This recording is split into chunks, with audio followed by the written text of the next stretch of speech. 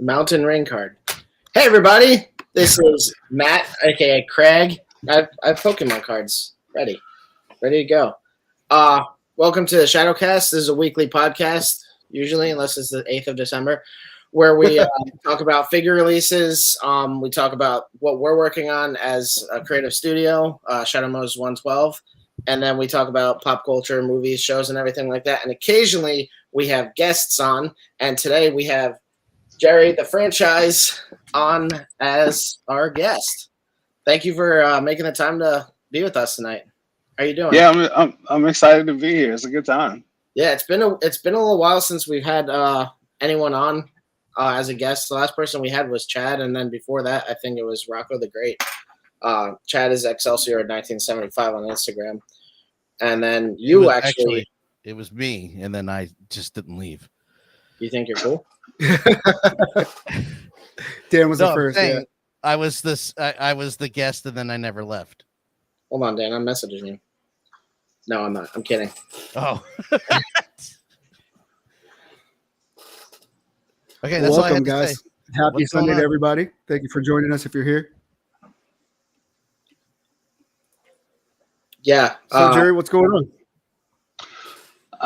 A little bit of everything. You know, I'm working at Warner Brothers right this moment, doing storyboards.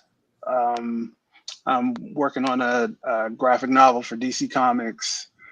That'll actually, I'm not 100% sure about the release date, but it's featuring Kid Flash and the Flash Rogues Gallery, like a fun reimagining of those characters. Yeah. And you know, just being in the industry, creating, you know. That's awesome, really cool. I can't wait to read some of that stuff when it comes out. I actually just saw some of the new artwork for a different version of Flash. I forget where I saw that, but I just saw that on Instagram actually. I first got into like the Flash with New 52, so like hearing you talk about the Rogues Gallery is cool. I always like to see the way that they kind of reinvent them to bring them back for new story arcs and everything like that. Yeah, it's fun. DC always has fun with the Flash. The book that I'm doing is like a middle grade graphic novel, so everything is like really aged down. Okay. And you know, it's fun for the kids. Yeah, which honestly is super important because not everyone likes to read novels and stuff like that. So like having that as reading material is great. Pete, you can't read, so it's all right. What?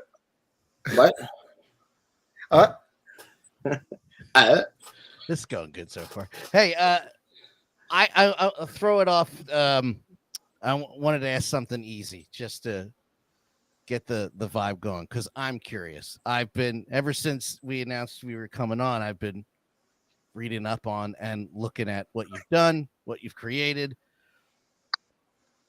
What was the jumping off point? How young were you? What do you remember where you saw something and went, that I'm going to do that?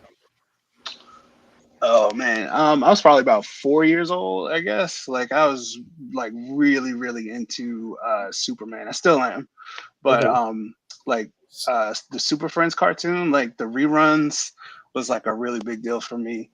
And then the original like Christopher Reeve movies. So like those, you know, really got me into cartoons and animation. And then, you know, later I found comics.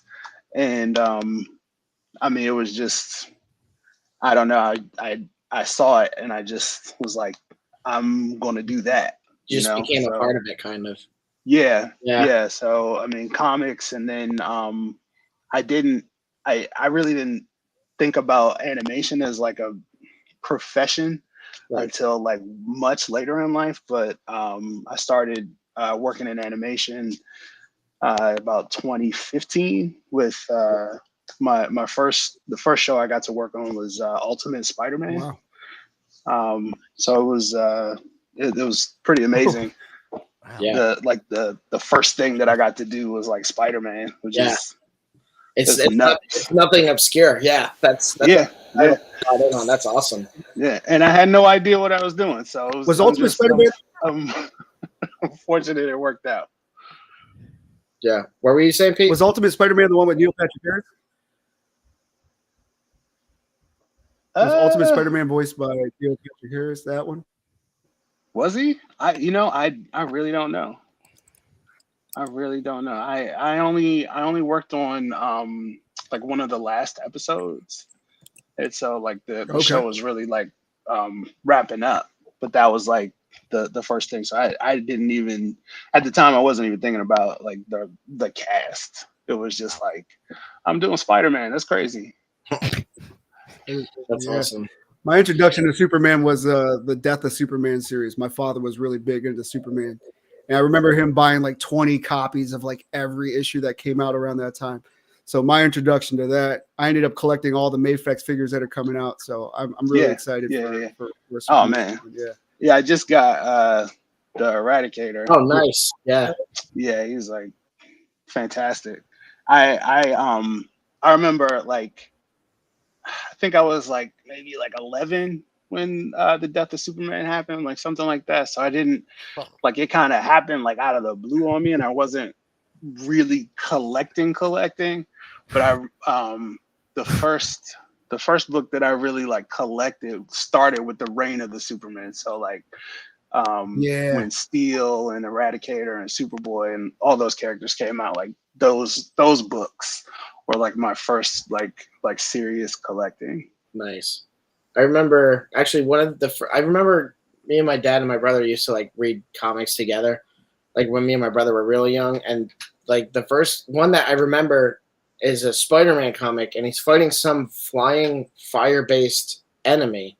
And I don't know who it is, and I've been trying to figure out who it is for the longest time. It's some really obscure villain of the Spider-Man coterie, and I just have no idea who it is. Probably won't ever. So, well, you said Superman. I collect statues because I'm insane. Like I do the Prime 1 studio. I actually have a Doomsday statue from Death of Superman. That's crazy. He's like 3 feet tall, and where do you put something like that? That's what always stops me from getting those. In my storage unit right now. I live in an apartment, so I don't have the space for it. Trying to save up, working on getting a house. We'll see what happens with the market. But yeah, then I'm gonna have like my own super nerd cave. Because when you walk in his house or his home, it's like a mini toy store. And I'm not making fun of him at all, because I wish. There's also a 3-foot tall Godzilla just staring at you down the barrel as you're walking in, and you're just like, is it alive? What's going on here? It's so I envy. I don't have room for it. So I wanted to get that gigantic Ecto-1, and I have nowhere to put it, so it would just sit in storage. So, do you still find joy in like drawing and writing? I don't know how much you do of one versus the other, but do you still like enjoy doing that in your free time? Because a lot of people would say that they might not enjoy something like that because now it's what they do for work, and like they want to be able to step outside of that element. So how do you kind of reserve some of that for yourself? I do still enjoy it. It's funny because, like you said, I do for a living the thing that I like, is my number one hobby. Right. So, it can be challenging, but I think that the real difference is when I'm doing it for me, I'm doing it for me. Okay. Right. So, typically I get to work on a lot of really cool IP, like, X-Men was like, probably, one of my biggest dreams, that I could never even imagine, like working on X-Men 97 and all the other stuff that I've done for Marvel. And I've just worked on a bunch of like cool stuff, but I at the end of the day, those things don't belong to me.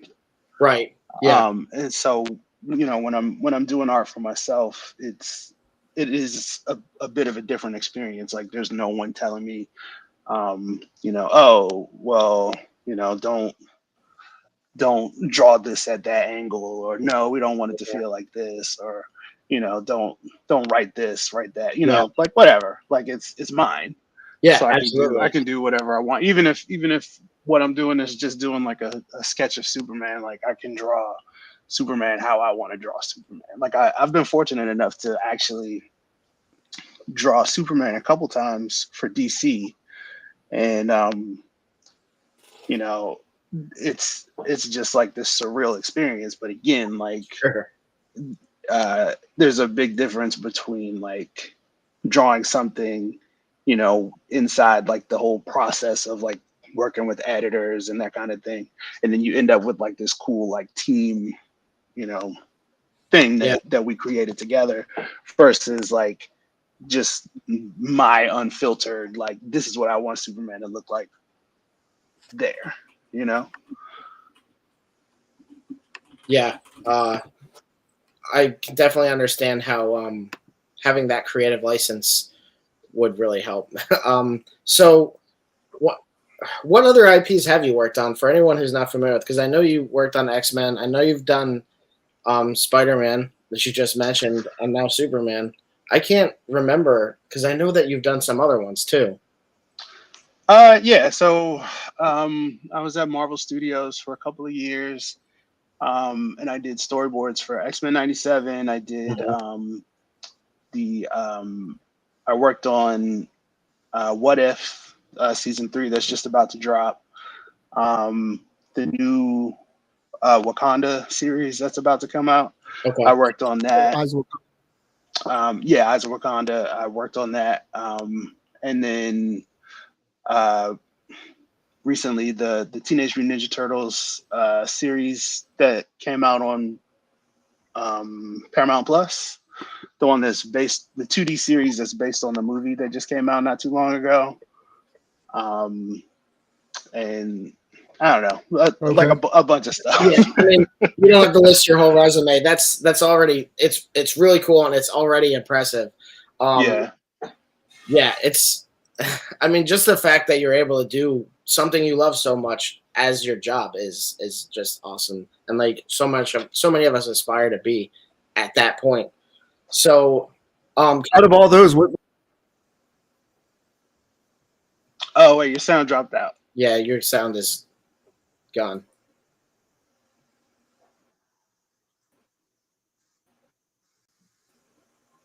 Out of all those, which one did you like working on the most? That's what I I think X-Men '97 has probably been like the biggest highlight. Okay. Because I, like when I was a kid,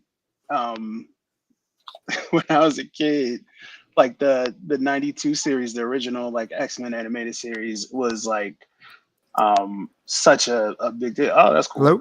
Hello? What's going on? Pete, shut up. Sorry. But yeah, it was such a huge influence on me. And I loved that series so much. And then to have Marvel reach out and say, "Hey, we want you to be a part of this this new series where we're continuing that show," was like, a crazy dream. Like who would have ever imagined they were going to bring it back? I mean, go for it, Dan. I was gonna say, because when you say storyboard artist, like how much involved were you with the creative process with the writing of it, if at all? Like, were you involved in changes? Were you just straight up just taking notes and then moving on? Or so I was not a writer on X-Men. The way it works is like as a storyboard artist, like I'll get the script, and then I'll work with, like, there's a team. So like I think there were like on my team, I think there was like 4 storyboard artists and a director. And then so what happens is the director will split up the script and give each of us a few pages to work on. And then so from there, like the director and I will talk about like, you know, how he sees, you know, my sequences, and we'll kind of talk it out. And then from there, it's my job to like, you know, look at the words and decide like visually what that means, you Right. know. So, you know, what are the angles? What's like everything, like visually, like what is this thing going to be? And so in terms of, you know, like storytelling, it was a pretty collaborative process. So, you know, if I had like things that I thought would plus a scene, then, you know, I'd put that out there and you know, talk it out with the director or Yeah. the showrunner. And, you know, if the idea like worked, then we'd go with it and put it in. Sure. Yeah, I mean, I had to kind of reframe the way we conduct interviews for someone in your position as a creator. And yeah, essentially, I mean, it's what they do for live action movies too. Like they storyboard those and everything. So yeah, but you guys go the next step where it's a little more developed in those storyboards because it's going to an animated style. How do you feel having that much? Do you feel like there's more? And you might not know, so this might be a bad question, but how much more freedom do you think you have knowing that you're working in something that's illustrated versus something that has to be represented with like living real people?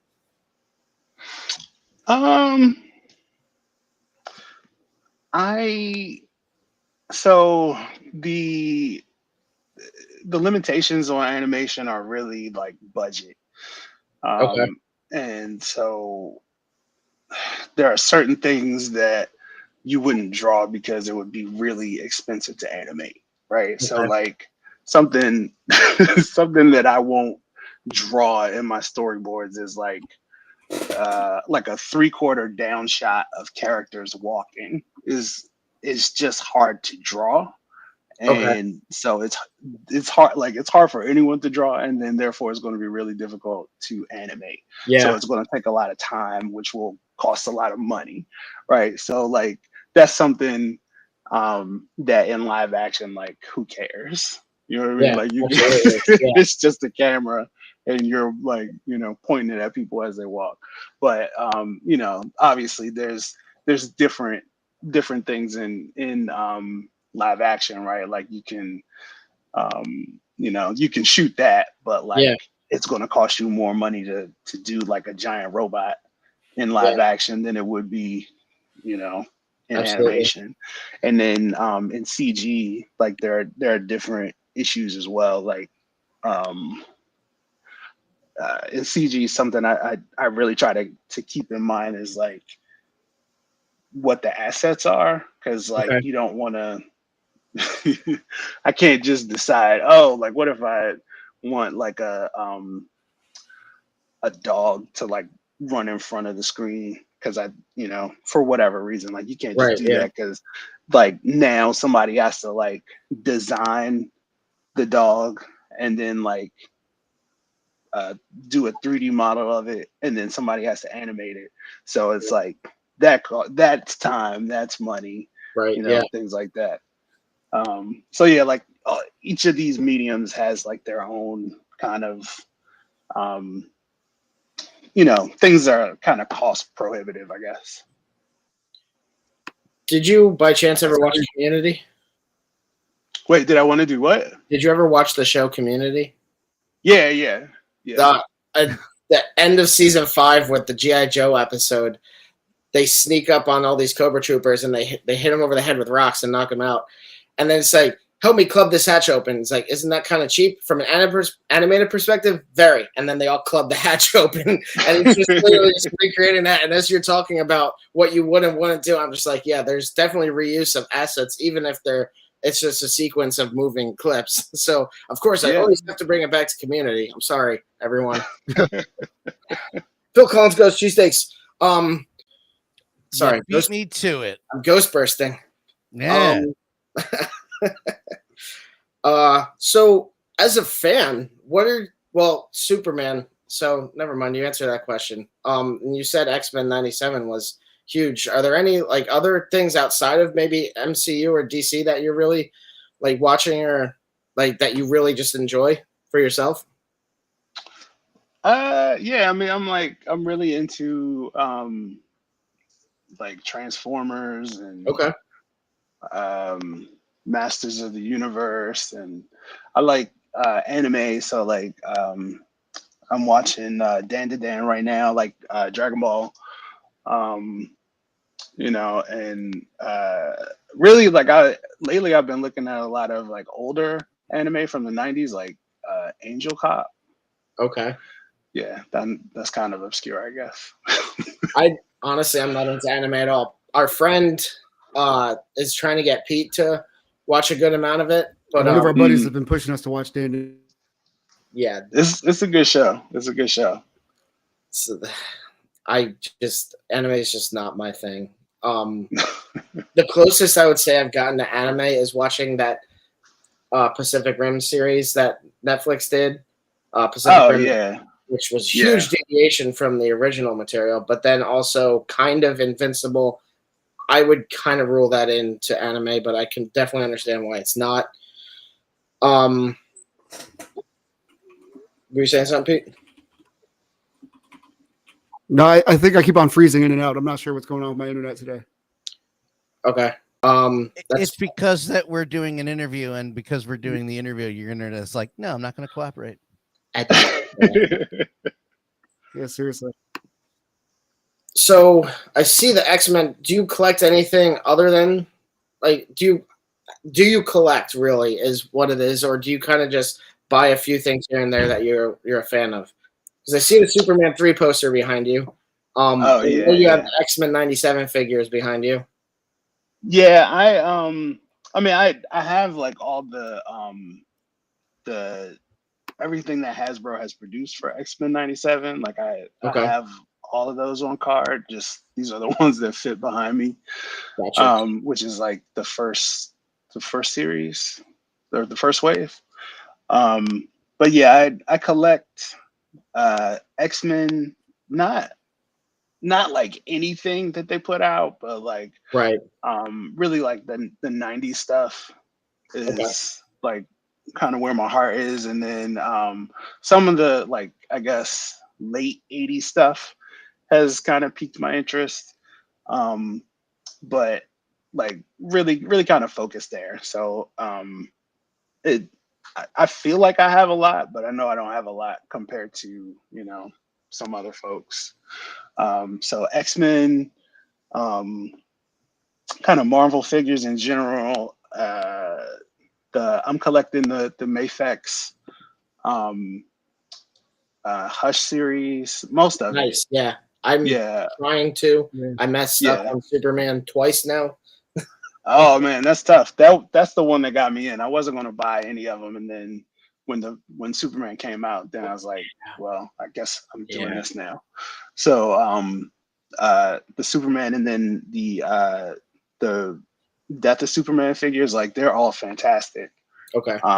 So I've got all of those. I collect some Dragon Ball figures, some Transformers stuff, mostly like my favorite characters from the G1 series. My favorite is Prime. Okay. But like, you know, like Bumblebee and Jazz and, you know, like, I mean, I've got Autobots and Decepticons, so I don't. It's a bunch of characters that showed up in season 1, basically, plus, you know, like Hot Rod and you know, some movie characters, RC.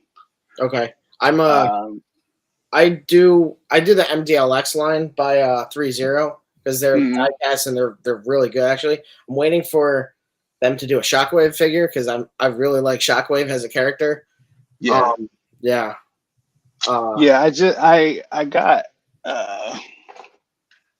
I picked up these guys, like they don't transform, but they're like pretty neat. I like them. They're like die cast. Okay. Yeah, These that's guys are cool. is that the MDLX line? Yeah. Okay, yeah. Yep, So I I've have. got Prime They and were just talking about Megatron. those last week, right? They're always putting new ones out, and then Yeah. I ordered Coronation Starscream because I needed another Starscream. Yeah. Jerks! It's literally 3 parts or 4 parts: the cape, the shoulder pauldrons, and the crown. This is all that's different. And I'm paying $10 more for this new one. That's how they get you. That's how they get you.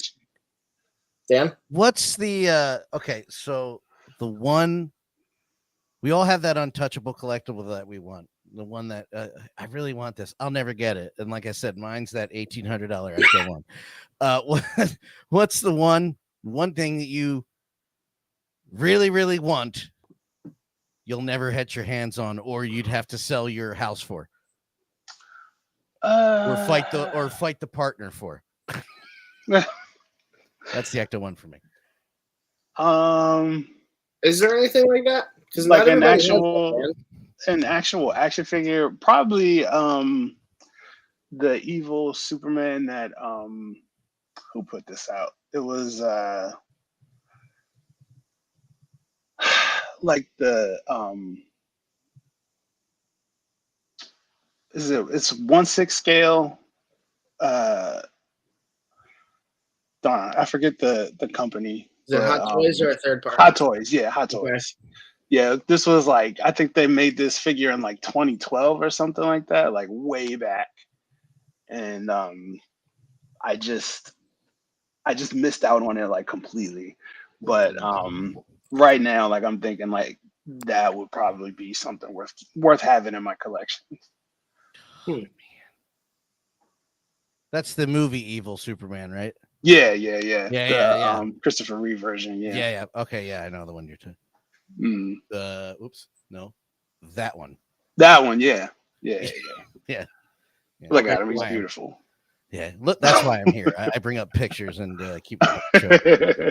I'm surprised. I mean, honestly, the rate he's going for is lower than what I expected. But I'm a full-on psychopath. Like, I have a 3-foot Godzilla, so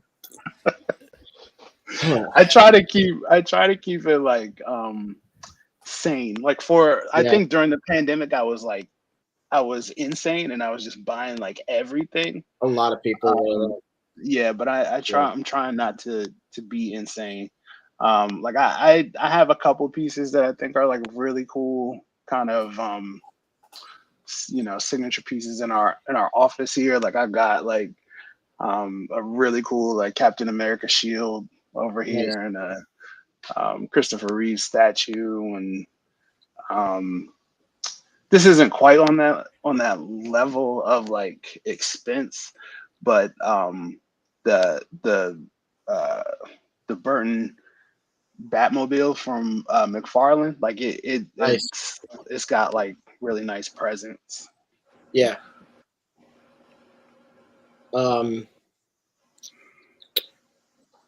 There was something I was just going to ask. My brain died, just like pizza. Sorry, my internet's not cooperating today, so I apologize. No, man, go for it. You're working now. Good. So, did you have some, Pete? No, I didn't. No, I was just making sure. Yeah. So Superman, your favorite? Yeah. Oh yeah, easily. Like, so, on my desk right now, I must have like 7 Superman. Like, well, okay. Listen, I have 28 Ectos, so I get it. That's my favorite character. Which is your favorite? Which is your favorite Superman? The Mezco, Christopher Reeve. Oh yeah. It's a tie. It's like the Mezco Christopher Reeve Superman and the Mezco like I think it's Man of Steel Superman. The one he comes with like little bullets and stuff that bounce out of his chest, and like the Black Mercy and some other cool stuff like that. I think I have that one too. Yeah. I like all my stuff's in the storage unit, so I forget. So, who's your favorite on-screen Superman? Unless that will get you in trouble. Oh no! This is not a secret. James Gunn to his head. The best Superman is Christopher Reeve. Like he's perfect. Like his Clark Kent, his Superman, that's it. You know, the first two movies are like almost perfect, and then like Superman 3 for me. Actually, all four of them, like I don't even care. Like I love them like so much. It's ridiculous. That's your fandom. Like Dan, look at that. That's it. Dan likes the Ghostbusters from 2016. I also do. I think it's really funny, but like a lot of people just hate on it. Like I know Superman 3 and 4 aren't loved by a lot of people, but like if that's your fandom, I mean, they can't do wrong. I always make fun of Richard Pryor skiing down a building, but it's still. So that's the only part of the movie I can't explain, right? Like, I didn't bring that up. Sorry. You know, the fanboy in me can come up with solutions for everything that's wrong with all those movies, but just strawman it. Just strawman it. Say, the heroes from another planet and another universe, another galaxy. Look at the internet. Just strawman it. I would buy that more than half the stuff I read on X at this point. Just strawman it. I hate when I'm a fan of something and then I start picking it apart. I'm like, no. I mean, sometimes it's fun, you know. Like it is. You know, it can be. Like I think in Superman 4, like there's just weird stuff happening all the time. Like I think my favorite weird thing that happens in Superman 4 is like Nuclear Man like destroys I think it's like the Great Wall of China, and then like Superman just like looks at it and it rebuilds. I'm like, he can't do that. That's pretty super though. I won't lie. It's pretty super. It's pretty super. I was just like, he can't do that though, but he did. Oh man, so I'm fine with it. Did you like Superman Returns kind of continuing that story? Because I loved that movie for that reason, that it didn't technically reboot, that it was a continuation. Superman. So that movie, I was so excited for it. Like see that.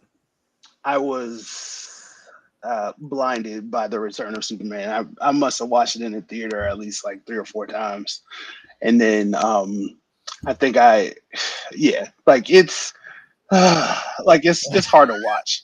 Like for me, it's hard to watch now. Like I can't. You thought about it. Yeah. It's not even like it didn't take actual thinking about it. It's just like, I mean, there's just a couple things that I just don't like. Like I think it's a little boring up front, and then I don't like the decision to have Superman just like leave the planet, and then like he just doesn't say anything to anyone ever.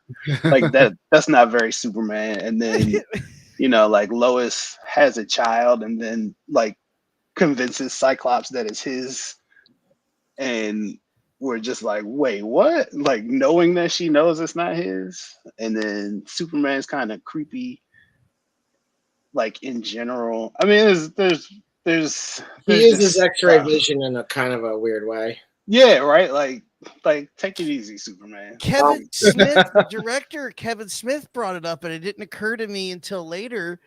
When it occurred to me when Kevin Smith said it, because he was like, how it was a continuation, and he was like, I don't know why Lois was like, when did we have sex, Superman? Because she forgets. Yeah. He took the memories with him when he left. Dan. Yeah. Oh, I'm sorry. Well, then what about Richard Pryor skiing down? No, I'm kidding. Dan, that's your problem with the movie. Mine is he stops the plane by catching it by the nose, and the rest of the plane doesn't just keep on with the momentum. He's an alien. I'm perfectly fine with that. That was the best part of the movie. That's fine. But I also do that like in the original release of Justice League, when Superman flies by carrying the apartment building, I'm like, that wall can't support the whole building. So, like, shut up. I do that kind of thing. That's my favorite thing about you. That doesn't make sense. You can't. So then, how did you feel about Zack Snyder's Man of Steel? Because you're gonna hate me, Jerry, off the bat. I started liking Superman a hell of a lot more when that movie came out, but I know I'm in the minority and technically incorrect. I understand that. No. The thing that I've realized, like, at this point in my life, is that, like, if that's the Superman that you like, then great. I'm happy for you and anyone else that loves it. Like, sure, like, enjoy that version of the character. Like, it exists for you to enjoy it. It doesn't work for me. Okay. Again, I'm the kind of Superman fan that, like, the first couple times I watched it, I was completely blinded, and like I'm not really being objective about it. So I just watched it and I was like, yay, Superman. But yeah, I mean, Jonathan Kent would never tell Superman, don't save those kids. He would never say that. And then I'm on the fence about whether or not Superman would kill Zod. I don't think he would have done it in that scenario. I think the movie gets to a point where it's like, okay, it needs to end, and then it does. So I feel like he could have just covered his eyes, dealt with it that way. I mean, there's like a million things. There's a million things he could have done, but it's just Pulled him off. Like, yeah. I think, like, the point is that Zack Snyder wanted to have Superman kill this guy, and he does. And I just don't think that is a compelling way to end the first Superman movie. Like, I don't think it really says anything about the character that is useful. right. You know, like, because we don't know the character really at the end of the first movie. Like, he doesn't talk that much.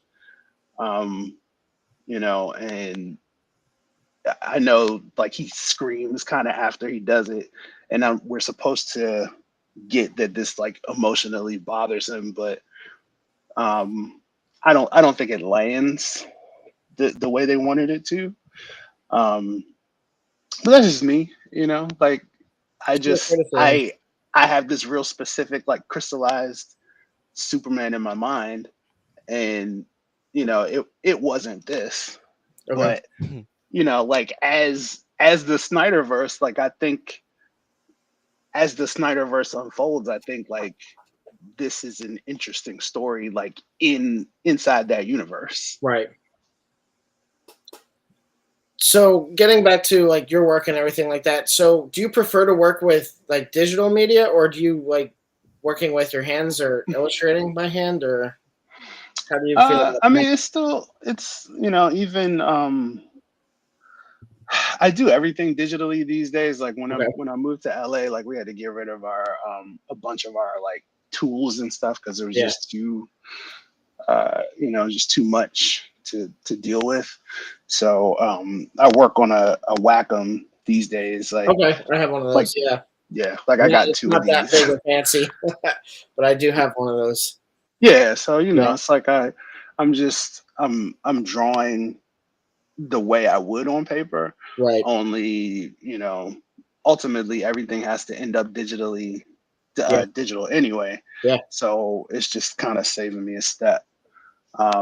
And then I still do, like, traditional work when I'm at conventions. Okay. Like, you know, if anybody asks for, like, a commission or something like that, like, I will draw that on the spot in you know, like, pen and ink and markers and all that kind of stuff.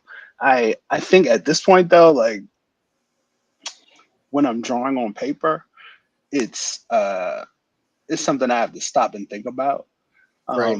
It's almost, this is probably going to sound weird, but it's almost like working in a different program. I can understand that. If that makes any sense at all. There's much more of a sense of permanence, because even though you can erase, like, the paper still has effect. Like, I used to draw a lot more, but, like, I'm terrible in that I won't follow through. So I'll draw a line and then I erase it, and then I'll draw the line again and I'll erase it. And, like, doing that is terrible. And and then you erase a hole through the paper, and Yeah, then working with things you have to sharpen and stuff too. It's yeah. I mean, it's great. Like when you do it, you're like, man, I have this like physical thing. You know, but I think for my work, for practical reasons, working digitally is better. And then as far as like studio work, like for when I'm doing storyboards and that kind of thing, like the studios all want the work in Storyboard Pro, so it wouldn't even matter, you know. Yeah, I get that. Well, I was going to ask, like, what advice would you give to some young artist out there that, you know, doesn't finish his lines and keeps on going back and erasing and trying again? I know it's good practice to try to do that stuff over and over again, but if you could push that envelope forward and give like a good piece of advice to somebody just starting out, what would it be? If you're just starting out, then I would say just keep drawing. Like it's not about like, it's not really about how you get there. You know what I mean? Like you'll get there. You know, you put in the time, put in the effort, you know, spend that time doing this thing that you love, like keep researching it, keep reading about it, keep studying the craft. And the more you do that, the better you'll get. You will over time figure out, oh, you know, if I make a stronger line here, like then maybe I don't have to keep, you know, sketching over it or that kind of thing. I mean, you find your process along the way. Yeah. And you can't really tell. How do you feel? Oh no, I was just gonna say, like, how do you feel about like conforming to mediums? Like, like I used to draw a lot when I was younger too, and I think McFarlane, when he started doing the Spawn series, was like a big influence on me. Only because like his character art was very different than what I was used to seeing in comics at the time. But I always found myself wanting to emulate that. How would you recommend kind of borrowing from different places, or more developing in the style that you've already have for yourself? Do you find that hard to like break away from that? So when you're developing, I think you have to pull in your influences from everywhere. You know what I mean? Like at one point in my life, like I was really looking at a lot of Todd McFarlane stuff for sure. I thought that the things he was doing with Spider-Man was like crazy. At the time, I think if anything for me, it helped to show me like him and like some of those other image artists. Like it showed me that art didn't have to be this one thing. Right. You know what I mean? Like it could be whatever. And so, you know, even now for me as a professional, like there are artists whose work I love, and you know, I've taken bits of things that they do and I add it into my own work. You know, it's again, like everything is constantly evolving. Like I feel like I have my own style, but my style is built on you know, my influences. I would agree. Actually, you have a very unique style, and it's really cool to see that it stands out so much from what we typically do see. There in New 52, or excuse me, sorry, in DC Rebirth, the Flash comic. When I was like looking at some of your stuff on Instagram after like we first met at AwesomeCon, I was looking at some of your work on there, and it reminded me of some of the Rebirth Flash comic artwork because I mean, it's definitely different from your style, but it still had a distinctness to it. That's not, I don't really know what to say. It's not like the conventional art that you've always seen characters in, and it's nice to have that variance in just stories. Yeah, thank you. I appreciate that. I think you're talking about probably Francis Manipal. Like that might be him. Yeah, he's an incredible artist for sure. Yeah, he's really good. I stopped reading it because I'm tired of everything with the Flash dealing with the Speed Force and Speedsters. Honestly, like New 52, I'll always go back to because the first 3 trades of New 52 Flash were amazing, and I love Bacalato's work on those. the way that he had the framing of the panels and everything was really cool, and it just was really lively, and I thought that was cool. So Matt. Yeah, he's looking down. I was gonna say I could feel. I have a question relating to go for it. his style. One of the I'm glad Matt brought that out because that was brought that up. Excuse me, because it's one of the things that jumps off the page looking at your art is how unique it looks. And I was curious, been doing this a while. When did it come to that? Like what's the process to get to that? Or is it just, that's the way you drew, so you went to it? Because it's so good. I love it. Oh, It man. looks different than anything else out there. Thank you. I appreciate that. No, I mean, it's been something that I've worked on my whole life. Like I think when I was in maybe like 9th or 10th grade, I had a really close friend. He was like a older guy, like a few years older than me. He was the first person to show me Joe Mad's artwork on X-Men. And I was like, wow, this is crazy. And this friend, like I remember he told me the day he gave me that book, he said, your art is good, but you don't have a style. And he like broke my heart. I was just like, oh, what? Like, and so I didn't even understand what that meant at the time. Like I was, that's a kid. That's more critical than helpful at that age. Yeah. Absolutely. But I think for me, like it really helped me to move forward. It helped me to kind of figure out, oh, okay, let me look at this guy's art. And I was able to pull some things from him. And then from there, like I slowly over time I would really just kind of build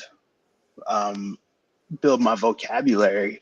And then at this point it's more I think in terms of like shapes and attitude is what I really try to bring to the page. Like it's like that's really where my style is. And I again, like I feel like there's a lot of like traditional like comic book work in my style. I think like my favorite artist ever is Jose Luis Garcia Lopez. Like he's the art on most of the DC licensing, and then even on like the McFarlane like superpowers figures, like the character that's always on the right side of the card is usually his artwork. And his work is a heavy influence on mine. And then there's like anime and just all these different things that I've like taken in over the years. And it all kind of informs like what my aesthetic is these days. So it's something that I've like really truly like built. And then I think also the way I draw is I use a lot of continuous motion, and I just call it like squiggly lines, but like I will tend to like sketch until I find the path forward to the drawing that I want to create. Yes, I know that doesn't make any sense, but I think I get what you mean. I mean, yeah, but I drew a lot as a kid, and sometimes I would want to just take it and just go extra with that line. And my interpretation of what you said, I could really, I think could envision it when Dan had the X-Men 97 characters up, like the way some of them are so exaggerated, like Cyclops' jaw is so locked in, and then that Wolverine pose with it just so violent in that, and it just but it's so good. And I think I understand kind of what you're getting at. I was just looking at the recent Marvel Rivals art. That kind of reminds me of how you draw also, like very like exaggerated almost, but like defined at the same time. that's kind of when I was looking at Rivals. I was like, that's kind of similar, but the way you described it made perfect sense because, as this comment says here from Misty, it looks like a cartoon come to life. That made sense. The way you explained it made sense. It is kind of, there's so much expression in that. It looks like the cartoon is moving on its own. It comes to life. Man, really well, thank you, and thank you, Misty. Are there any personal projects or projects coming up that you want to talk about or promote or anything like that? If not, no big deal. Just figured I'd ask while we had you. Well, yeah, I mean, What If season 3 is coming out this week, and I got to work on the last, I think it's like the last two episodes of the season. So like the finale. Well, I think the rest of the series. Yeah. I'm really excited about that. I'm really excited that they gave me an opportunity to be a part of that, and I got to do some of the really fun action. So watch out for that. And let's see, anything else coming out right away? Not right away. But you can find me on Instagram at the franchise art. Yes. And other than that, you can just Google me, Jerry Gaylord, and I will pop up on the internet. Yep. And if you ever see him at cons, nicest guy. It was so awesome to meet you in person and everything. And your wife too. Like, you guys were awesome at awesome cons. Oh man, thank you. Yeah. Thank you so much. So what's one thing that you missed being from the DMV? Oh, that's super easy. So besides my family, I miss I miss mumbo sauce. I miss the carryouts. I miss a good like steak and cheese sub. Dan, calm down. Dan, calm down. The pizza. Oh man. I gotta go. Really. I'm originally from Philadelphia. Dan's a Philly boy, Yeah. Oh yeah. I mean, it's not the same. It's not the same as like a nice Philly cheesesteak. No. You don't have to say that. There's That good sandwiches out here. That acknowledgement is enough, honestly. Like, that it's a different thing. Because some people are like, I want lettuce on it. And I'm like, when I first moved out here, Jerry, I ordered a steak and cheese. I'm like, I'm gonna give this a shot, and it had lettuce, and I actually handed it to my now wife. Like, you can have it. I'm not eating that. dude, I don't think you eat lettuce, do you? I eat lettuce, just not a lot of it. Oh man! Wow, thanks. Anything else that you're personally excited for coming up and releases this year? I'm excited for Daredevil. Yeah, definitely keeping an eye out for Daredevil. I really what have we been watching? What were we watching? What was the animated series we were just watching on Netflix? Arcane. That was fantastic. Arcane, yeah. That was fantastic. Ella Purnell is bummed that she keeps getting put in roles for things based off games. She's a little conflicted about it because she doesn't want to be typecast as that. And I kind of get where she's coming from. Yeah. Apparently, she's not really much of a gamer, so I can understand why she might not be excited to seemingly get those roles. But she was in Army of the Dead, which is basically like a video game. But yeah, I mean, people just want to do something different. You know what I mean? Like they want to do the same thing like all the time. Yeah. So I get that. Sure. But yeah, I think. Shoot, what else? What else is there? Maybe I haven't been paying attention. That's probably. Did you guys watch Penguin? Or Superman. Oh yeah. Oh yeah. There's Superman. a teaser coming out on Monday, isn't there not? I think so. I think they're doing I think they're doing a screening on the Warner Brothers lot tomorrow. And I think that's gonna. I think they said. I think the post said something like 2 days later, we're all getting it. So okay. I think that means Monday or Tuesday. I want to say Monday just to be positive and say we get it already. They released the Oh, sorry. They released the titles for Stranger Things season 5, which comes out next year. The Batman 2 or Part 2 is supposed to be coming out next year. Oh wow. The Last of Us season 2 is coming out in 2025. I think that we're back to a more regular Marvel movie schedule.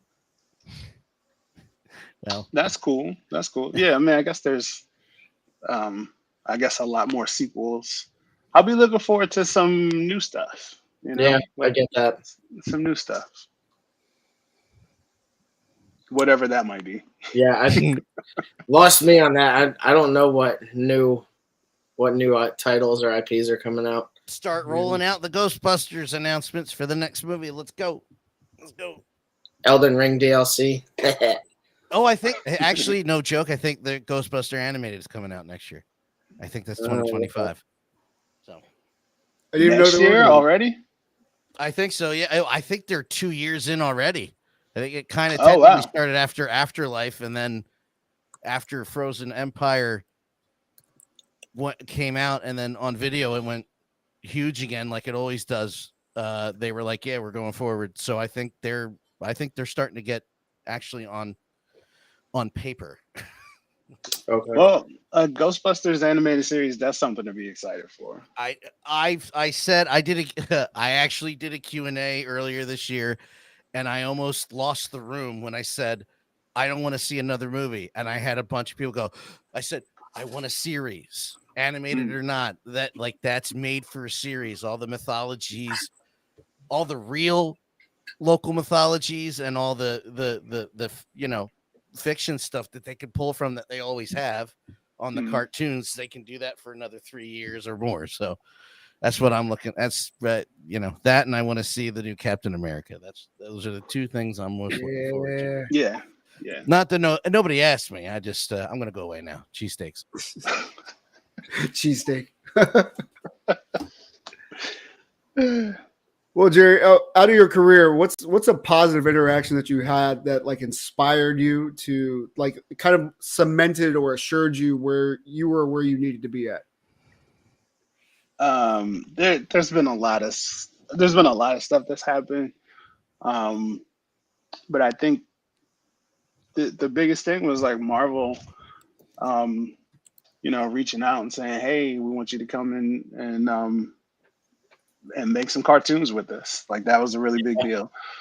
I don't know what could say I am legit more than that. You know what I mean? Right. What else do I want? I mean, the X-Men got nominated for Emmy this year. It's a phenomenal huge. show. It was so good. I wasn't even into. You didn't cry during the Gambit death scene. I don't know what's wrong with you. I wasn't even that into X-Men as a kid, but I loved 97. It was so good. I'm glad you liked it. We worked really hard on it. That's awesome. Are you going to be coming back for season 2 on that? I did not work on season 2. I was while they were really working hard on season 2, I was already working on What If and Eyes of Wakanda and some other things, but they, who knows if there's more. I'll and my schedule aligns. I would definitely go back. I had a great time working on the show. That's awesome. I don't know. There's a part of getting into the Hollywood and acting thing that seems really cool, but at the same time you're that some of it has to be so strenuous and just hard. So the hard part is definitely when you're making these decisions about what shows to work on and trying to make sure you're still working, and then sometimes the shows end and you don't necessarily have anything to jump onto, and then this last couple of years in particular has been tough anyway because the industry has been shrinking. So it's been that much more of a challenge. Yeah, Really? and then, well, I mean, you have things like the writer strikes, and then all the other support that goes through all production. I mean, some of them were striking, and then you have new technologies coming in like AI, which is actually an evil. Yeah, that's a big deal. Yeah. Yeah. I mean, they're always looking to cut overhead, and unfortunately, after a certain point, people become that overhead, and yeah, that's capitalism. capitalism. Hey. Yeah. I was gonna say, as like somebody that consumes the media so much, it feels like we're in the golden age where there's just like something for everybody. There's so many movies coming out, so much animation coming out. And it's wild to hear from you that the industry is shrinking. And what aspect would you say that is?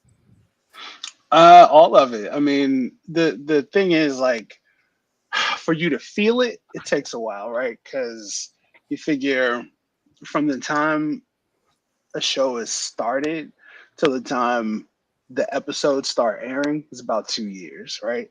So, back when like when I started working on X-Men, I remember Netflix was letting people go left and right. They were canceling shows. Warner Brothers was doing the same thing. DreamWorks next, and then even I actually was in development. I was developing a show that myself, my wife, and my other studio mate had created at Cartoon Network. We were about to start hiring, and then the Discovery Warner Brothers merger went through, and then our show got kicked to the side, right? So they're like, Cartoon Network like almost doesn't even exist anymore. Like the building is gone. Like it's gone.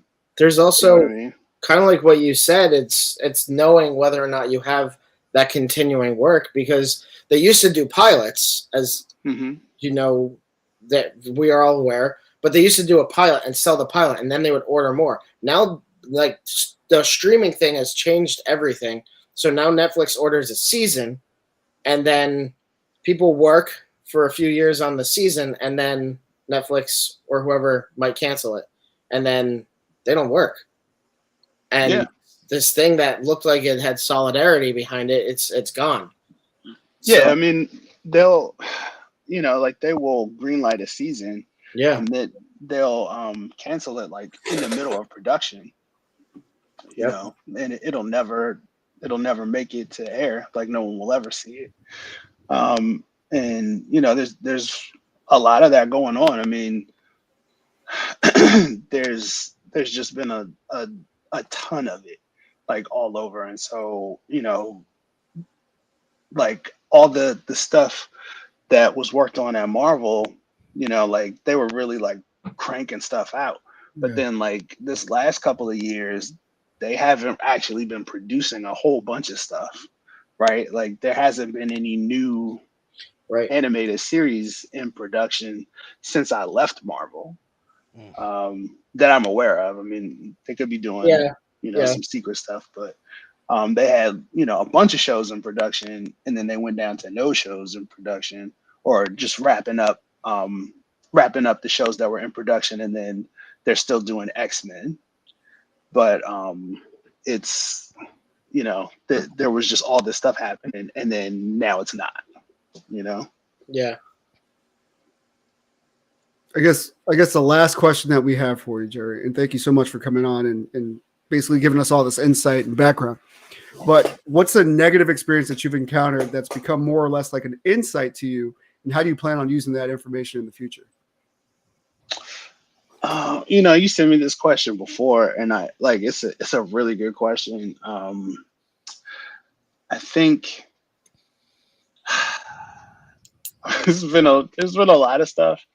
I think the most recent thing was I think while I was working on one of these recent shows, I like put the show before my health, right? So like I was working, it was a really, really challenging show, and I was working maybe 20-hour days, like 3 or 4 days a week.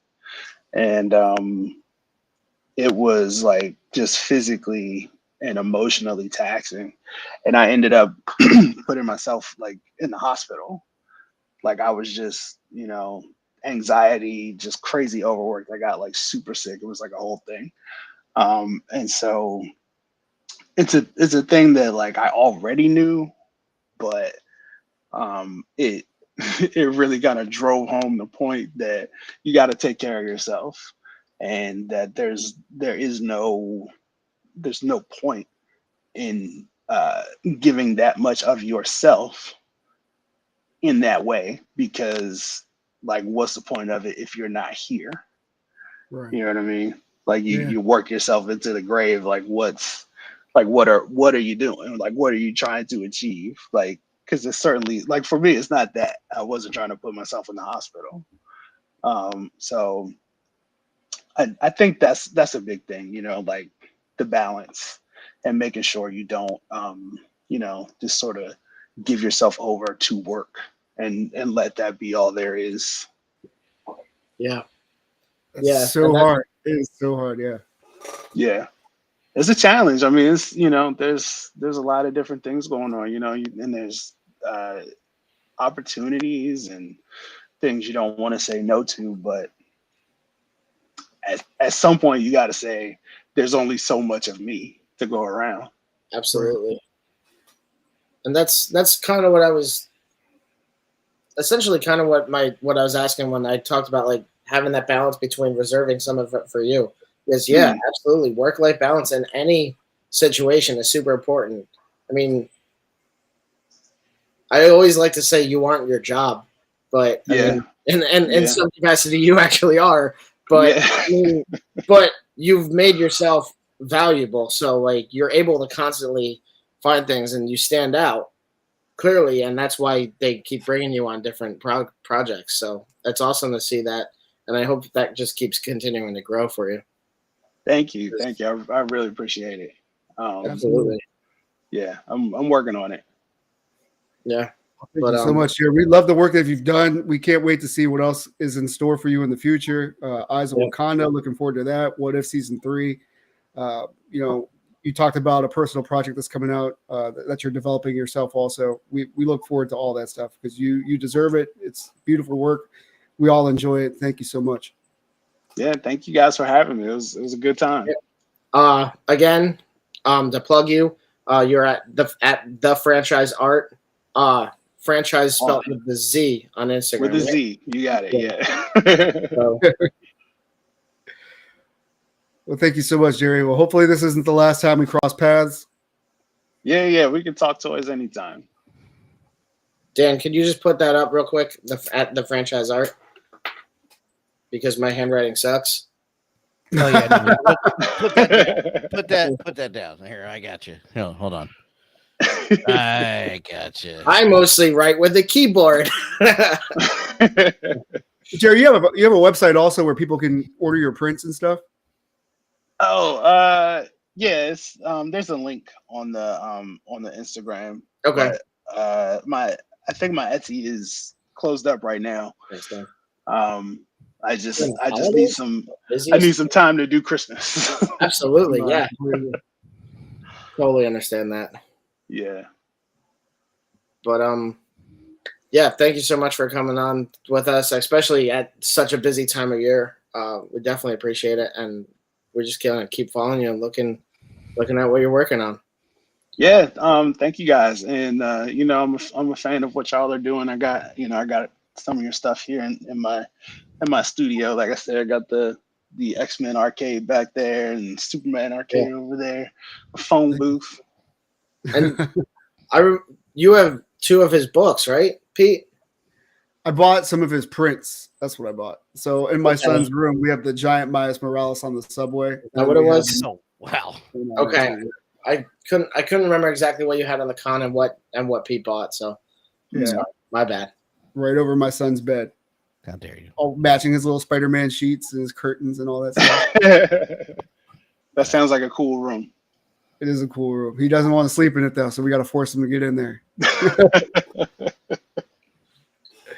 It's just a phase. You'll be fine.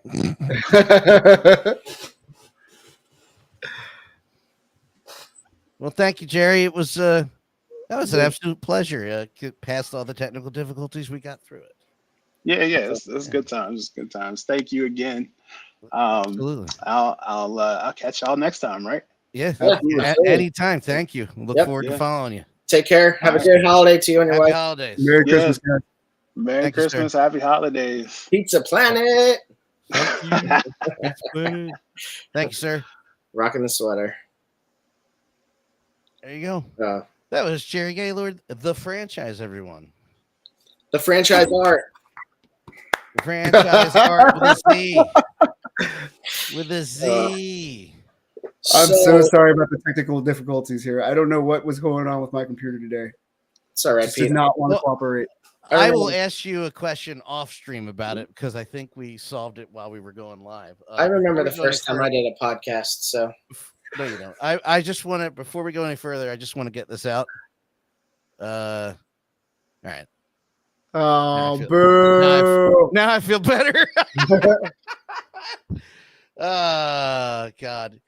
The steak and cheese. I wasn't going to shit on him. I was just Not gonna lie, I like my steak and cheese with lettuce, tomato, and onion. Nobody's ever mentions those sandwiches that are from the area. They never go, I miss the steak and cheese. So when he said that, I was like, good man. It's good man. Be a player. So this is a model kit I recently acquired and assembled. And he has a little rubber duck in the back. But why? Because I like model kits and because but why does he have a rubber duck? Because it's a rubber duck.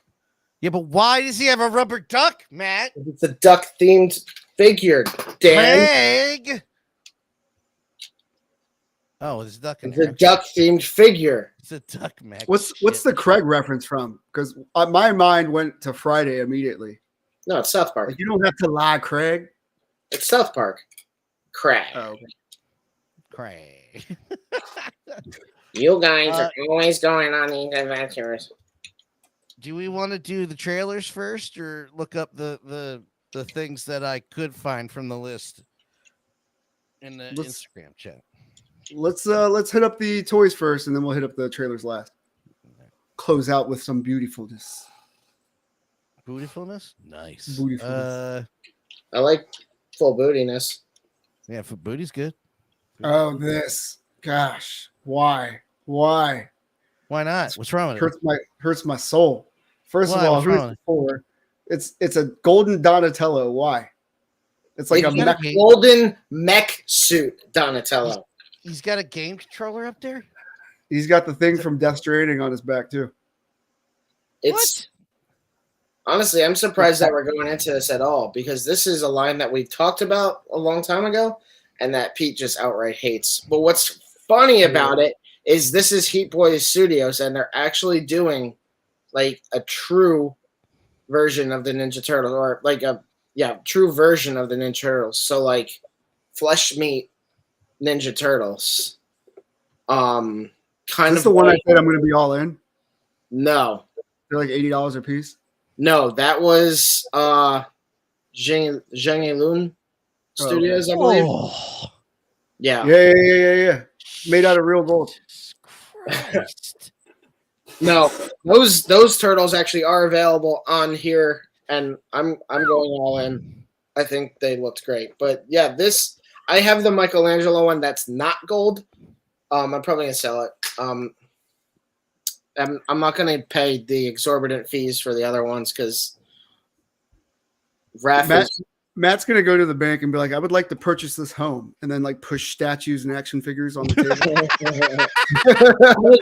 I think you will find that this is more than enough. I'm gonna do the 40-year-old virgin move. I'm just gonna sell all my stuff.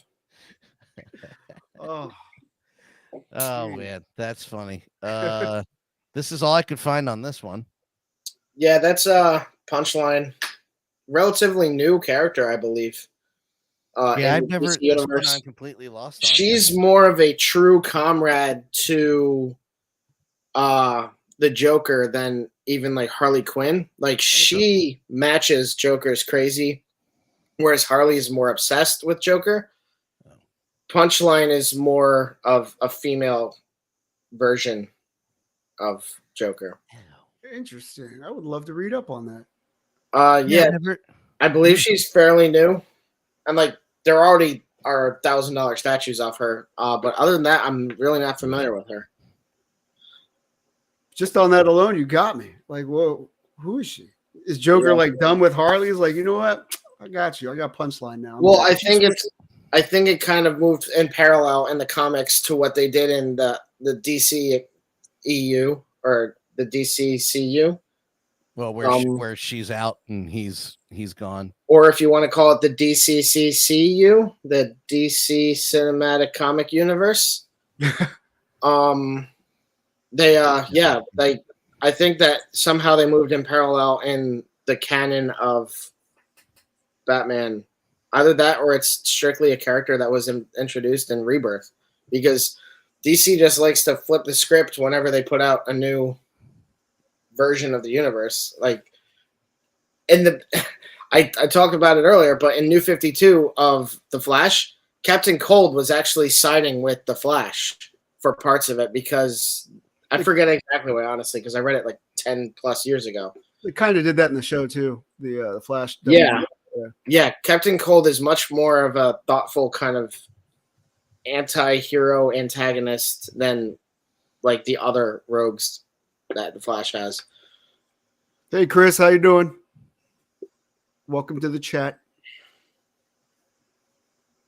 Punchline, huh? Yeah, so DC Rebirth. Yeah, it's a newer character, 2016. Yeah. Oh, wow. First appearance. Okay, yeah. Yeah. I don't know if she's really a popular character or not, but she's... kind of want to see her and Harley fight now. It probably happened already. Does it mention it? They're not going to tell you all the stories that she's involved in. Why not? But that right there is a fight scene between her and Harley. Now I'm trying to find out if it's fan art or real. It's real. Yeah. It's real. It's real. Interesting. So that's like a... Help if I did that. Oh, that's... That is awesome. Is that a... Well... I don't know. That's what I'm trying to find out. No, I meant the figure that we were talking about before. What scale is it? Dude, there's no information on it. Oh. Hold on. Let me go back. That's the punchline. Yeah, there's no information on this at all. Okay. Unless it's in the Instagram chat. Probably 1/6, knowing them. Let's see if I can find this real quick. Split second. I'll tell you faster. Load. For McFarlane, that's a pretty nice looking figure, or a statue, I should say, right? Their statues aren't that bad looking. I mean, they're not my cup of tea because I'm insane, but they're not terrible. Yeah. Fan fiction is gonna be crazy with those two. Yeah. Hide the scissors. What are they? And then there's also nice. And then there's Poison Ivy in the mix. So it's 1/10 scale. 1/10. I found it at the same time. I was looking at Punchline. I was looking for it as 2 words. It's one. It's a compound. Yeah. It's a compound name. It's back for third. Okay. Yeah, it doesn't really. I'm not reading all that while we're trying to do a show. Boom. We weren't on last weekend, so like there's a fair amount of stuff to kind of go over. I mean, I need that on one scale. Chris. Yeah, no, this is great. This is great right here. I didn't realize that you had the Mezco Thor up. Chris. Goth Girl Dreams. I like that they're doing a comic version of Thor finally. I don't know why it took so long, honestly. I'm not a big fan of the look. Honestly, I've seen Hasbro do it better. Mafex did it better. I don't know. And the price tag feels like a little hefty for this because it doesn't come with a lot of accessories. It comes with, I think the accessories are actually fine with it. It comes with 2 Meow Meows, lightning effects, a variety of hands. 2 what? Meow meows. I Milner. thought- Oh, you're Yeah, Oh, I thought you'd yeah, get that gotcha. reference for sure. No, I don't. Kat I still, don't, Dennings. still not Kat- sure. I'm Kat Dennings in Thor: The Dark World. She calls Yeah, Mjolnir. Mjolnir. yeah. No, I passed that because I watched it once. But which is unfair because I'll watch Kat Dennings on anything multiple times on mute, so it's fine. Dan can lip read. That's why. I mean, he likes to practice. She's very Sure, that's enunciative. absolutely why. Yeah, She enunciates well. I don't know. certainly I mean- has great enunciations. I also thought that this worked well. I mean, not worked well. What am I saying? I also think that this is just part of the inflation of things going up. So I don't know. That Price wise, that torso doesn't look too mobile either. It's not gonna be. yeah. We're gonna have to. Never mind. The new year is gonna bring up some interesting episodes when that. He's got crazy thigh gap though. I like it. I'm not addressing that. Thor. I like it, but I think Thor, I don't care. I don't care about Thor as a character. Past the movies. That makes me a bad fan. I understand. I'll take that on the chin. You say that, but when we do see a storyline with the unworthy Thor, and you don't know why. Those are words you said I don't understand. I hope that the fourth movie they just spell it THOUR, like it's Thor. That'd be good. Like, why am I not Sounds like a watching- Taika Waititi joke? Because Michael Bay didn't do Transformers for whatever that stupid fourth movie in that piece of shit universe. Well, that's because Michael Bay's a fucking idiot. Hey, Bad Boys was good. you leave that majestic bastard alone. Fucking idiot. Um, Again, Transformers 4 is the only movie I left the movie screaming on the phone in the lobby with. it was so bad. I should have done that, but I was just so defeated from. There, look, guys, it is 9:23 p.m. on December 15th, 2024, and Matt and I 100% agree about one thing, as that fucking movie. That fucking movie. Oh, God. Now, did you try to watch the next one? Because I put it on for 5 minutes and turned it off. I don't try. Apparently, Bumblebee is not that bad. I've heard that from multiple people. But Bumblebee's not Michael Bay. Yes, that's. I'm still so triggered that I still haven't been able to watch it. So this is interesting. This is by 𝗵𝗵 Studio. The body itself is from Me Toys. They recently changed their name, but they did. Why did they do that? I have no idea. They were like mezco toys before. Okay. Yeah, they were. They just released an orc. So this is the body from that orc. This looks like a custom head. So what you're buying here is essentially the shirt and pants. But I wanted to show this off because this is a fantastic custom idea. There is some photography of it online. If you go to the Instagram page for 𝗵𝗵 Studio, which is probably right below. Yeah, go down. Yep. Oh, there's no Instagram link? No! What the fuck?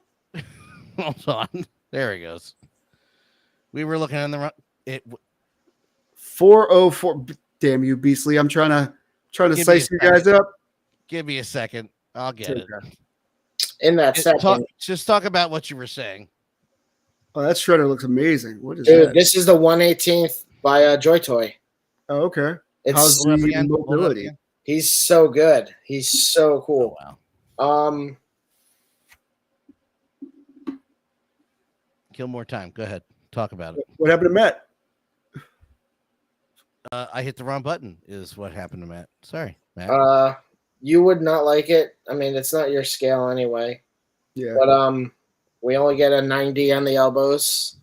He has double jointed knees. He has actually a decent ankle pivot. I kind of don't mind the 90 on him as long as his feet Okay. can get out, or like his legs can get out. Yeah. So his chainmail skirt, like that's the leg. His chainmail. Oh. That Hulk looks amazing. That looks really good. That looks really good. 𝗖cie Studio. That is beautiful. I wish you would throw the head in there with it, because that would make me buy the figure, the orc figure, and then do the custom. You can actually look down, which is pretty good. They're not doing the head with it? No, I see the third question down. Just ordered mine. What head does this use? Some people just want the buck. Old Toy Biz face off Hulk head. Yeah. Fair enough. Still looks badass. Yeah, it does look very badass. That is a great looking Hulk. Yeah. Yeah, this is a good figure though. The look. Plo Koon. Plo Koon. Isn't that game where you like shoot each other with paint all across the map? No. That's Splatoon. Not at all. No. No, it's not. I'm mad I knew that. I like how Chris says that Transformers 4 isn't worse than Red 1. Or maybe it wasn't that. I forget what we were talking about. You shut them up. Red 1 was amazing. I beg to differ. There's no movie worse than Transformers 4, and that includes. You haven't seen that, and also Children of Men. Well, actually, no.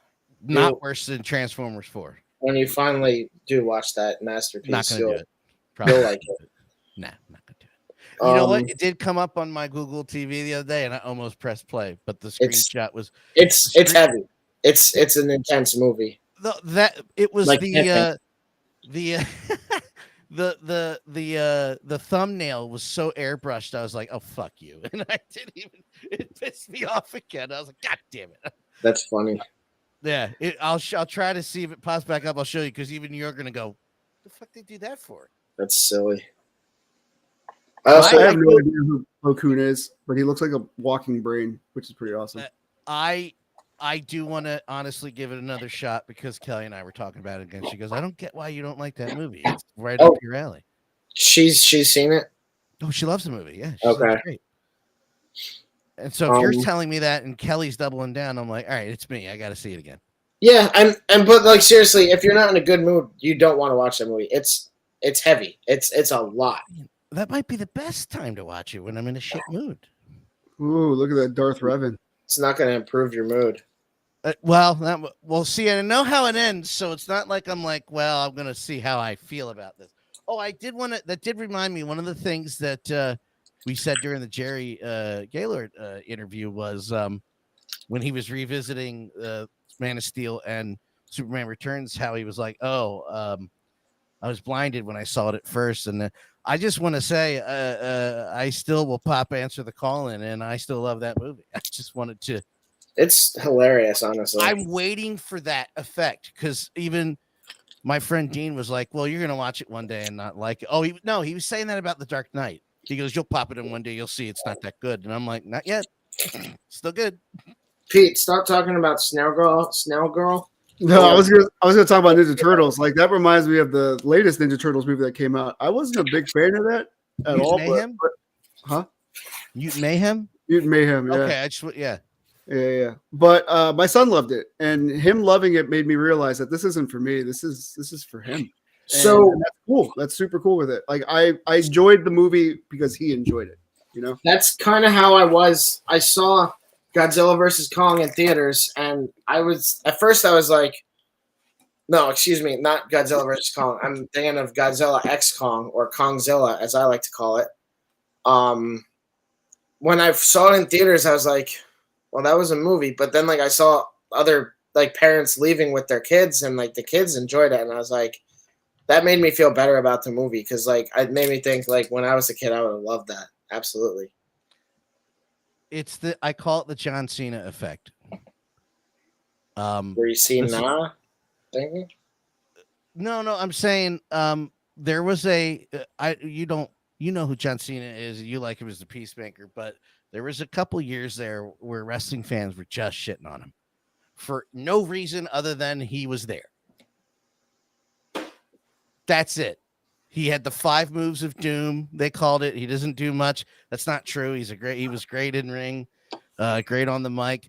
But when it occurred to me Oh was yeah. seeing an unaired show, a house show they call it, at the arena in Fairfax for George Mason University, whatever the hell it's called. Oh, I have no idea, dude. That's so far from me. But I saw a house show there, and his music played for the main event. He came out, and I was just looking around, and it was right behind me. There was a kid, had to be 6, 7 years old, sitting on his dad's leg, and he was going crazy like this. And it was the dad looking at him smiling. And I said, oh, that's not, John Cena isn't for me, because I should be, this is for kids. This is who this is for. That's who John Cena is for. So Chris commented saying he watched Peacemaker and doesn't remember seeing him in any scenes. Oh, It's actually a great point because it was like working with a green screen for all the actors, because they had to act with somebody as if they were just being superimposed with we're gonna double down on this, with like cinema, like computerization. So it's like almost like when Sir Ian McKellen was crying because of The Hobbit, and he's like, I didn't become an actor to talk to nobody. Well, like, bitch, that's why you live alone, to talk to nobody. So get on your horse and your armor and go try to outdo Christopher Lee. Write a metal album. I'm goddamn Sir Ian McKellen, you bastard. I don't have any beef with Ian McKellen. Yeah, so No. Red One was for kids, and it was still great. So there you go, Chris. Ooh. It's I'm trying not to get I'm trying not to get on Matt's level of hating Dwayne Johnson, but I'm almost there. I don't hate Dwayne Johnson. No, I I just don't think he hate needs him. to- Just you could say He needs to no. learn to say no. Yeah, that's really the problem. I'm right there. And what he needs to say no to is stop coming back to wrestling. Stop it. Go away. I like you, but you're taking somebody else's spot. Go away. It's kind of funny because one of the things that made me say he needs to learn to say no was when he signed on for the movie Rampage. But Rampage is actually a fun movie. I like Rampage. It's really dumb, but in ways it's better than like some of the MonsterVerse movies because it knows it's dumb, and the humans are like, it's fucking what's his face. It's Jeffrey Dean Morgan as this exaggerated government cocky asshole, and The Rock doing his thing. But like overall, like the movie knew what it was. It was schlock, and it was just like, yeah, we're schlocking it up. And then Godzilla versus Kong is like, well, we got 11, so we got to crank it up to 12. And they're just like, Mothra, what are we gonna do? It's just. Do we count that as a good video game movie, Rampage? I liked it. Most people don't know. Yes, you could. It doesn't really connect or rock or No. I just I just really like rock that it's your world. made, I just like that it's from that property, and people are like, what? like What if video I game? wanted Like, to. you played it. If I wanted to go and talk to people about it, it would be pretty calm. I wouldn't be on like a spree or like particularly violent while doing it. I need this figure 112, by the way. Whoever's making this. It looks okay. Why don't I you wish get back Limb on Toys my- would have kept going because someone commented. There was another picture you sent, and it was somebody making, I think, Nemesis and Tyrant figures, I believe. And someone commented, because Leon was in their first scale, and someone commented about Limb Toys making the Leon figure. Limb Toys knocked that out of the park, and that's why I'm bummed about the rest of us, the Joel and Ellie figures, because Leon was so good. This is 1/6 scale. There are definitely, I believe there are better versions of this out. Isu Toys might have done one that's really good or decent. There are so many third-party companies that do this. Like, I think it was Sosu Toys that did actually a Charlie Cox figure of the lawyer in the suit, and it was really good. I just noticed this is a seamless body too. That's always concerning. Yeah. Glad they, Well, it's weird uploaded because the we high-res pictures for this. noticing that a lot of companies are going this route. Does that mean that the technology has improved? No. Silicon is silicon. It still dries out, and I was gonna say, not necessarily, Pete. yeah. And this is the only good picture I could find of this one. No ankle rocker. Oh, cat Catman? Wildcat. Do? Wildcat. Hey, yeah, okay. The boxer turned vigilante. Yeah. And it's on Toys Newsy, so make it quick before I lose my computer. That's all I got on figure. that. It looks badass. I do like Yeah. the figure. I have no idea what Wildcat is, to be honest. No, I think he showed up in a couple episodes of Arrow. Great. That I don't doesn't know if help you watch me at that all. show. Pete. I love the ADHD of Matt. Like, Well, I just got it and I didn't open it, and it's amazing. the hell is that? It's what's his face? War Master Horse. Yeah, exactly what I thought. It's War Master Horse. This is 1/18th scale. Warhammer 40K is Berserk, and Joy Toy is killing it. There's actually a link for something else from them in somewhere in the chat. Dan, I can resend you the link if you need me to. If you wouldn't mind, please, because I am still scrolling up and down from the last 2 weeks. Let And me I put this champion down real quick. Actually, he's a bad guy. Remember seeing it earlier. Hey guys, look.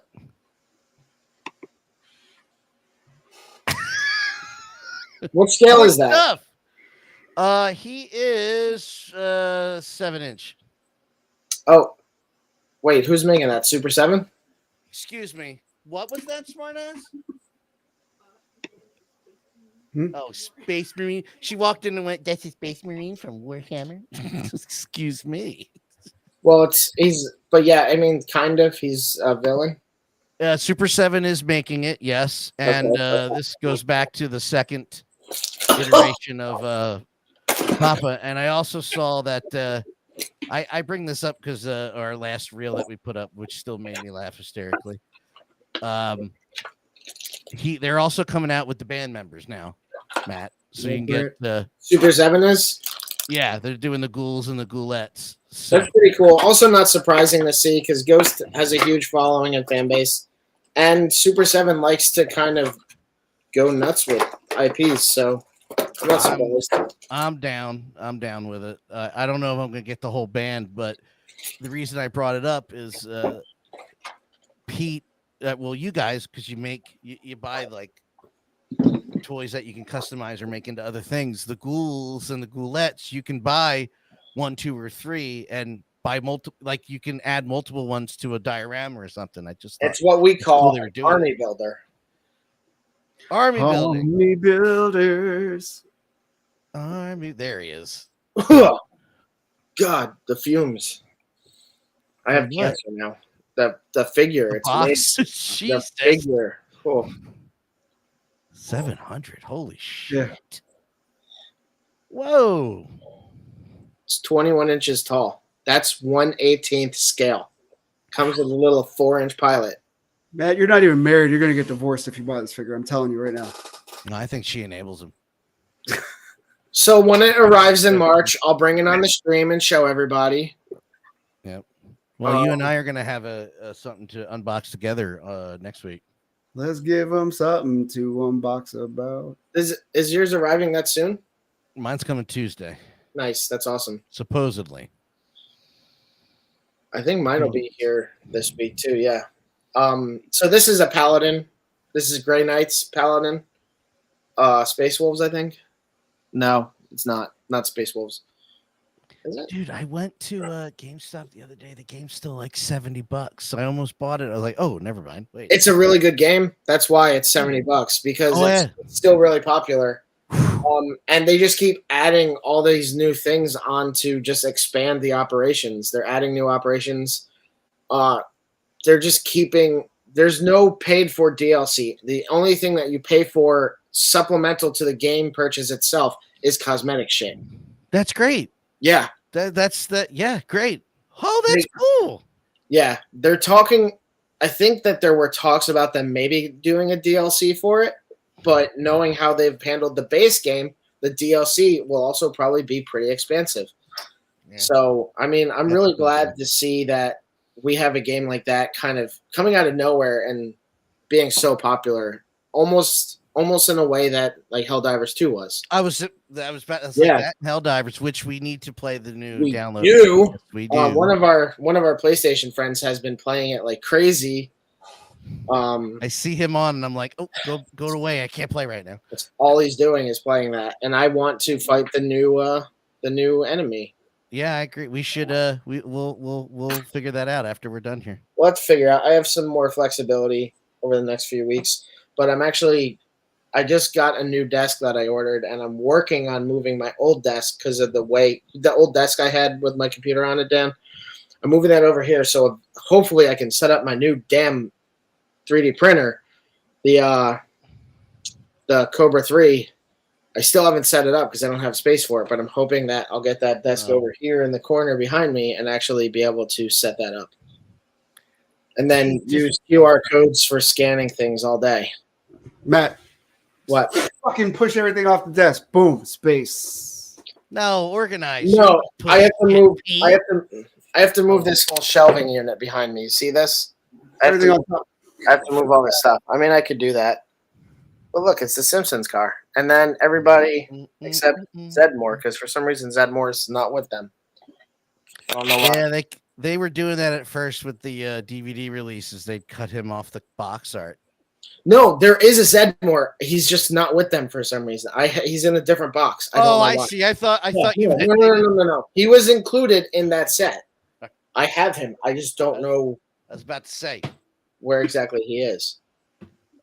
Speaking of Zedmore, and to touch upon, this is just an order of the chat going backwards, trying to find everything.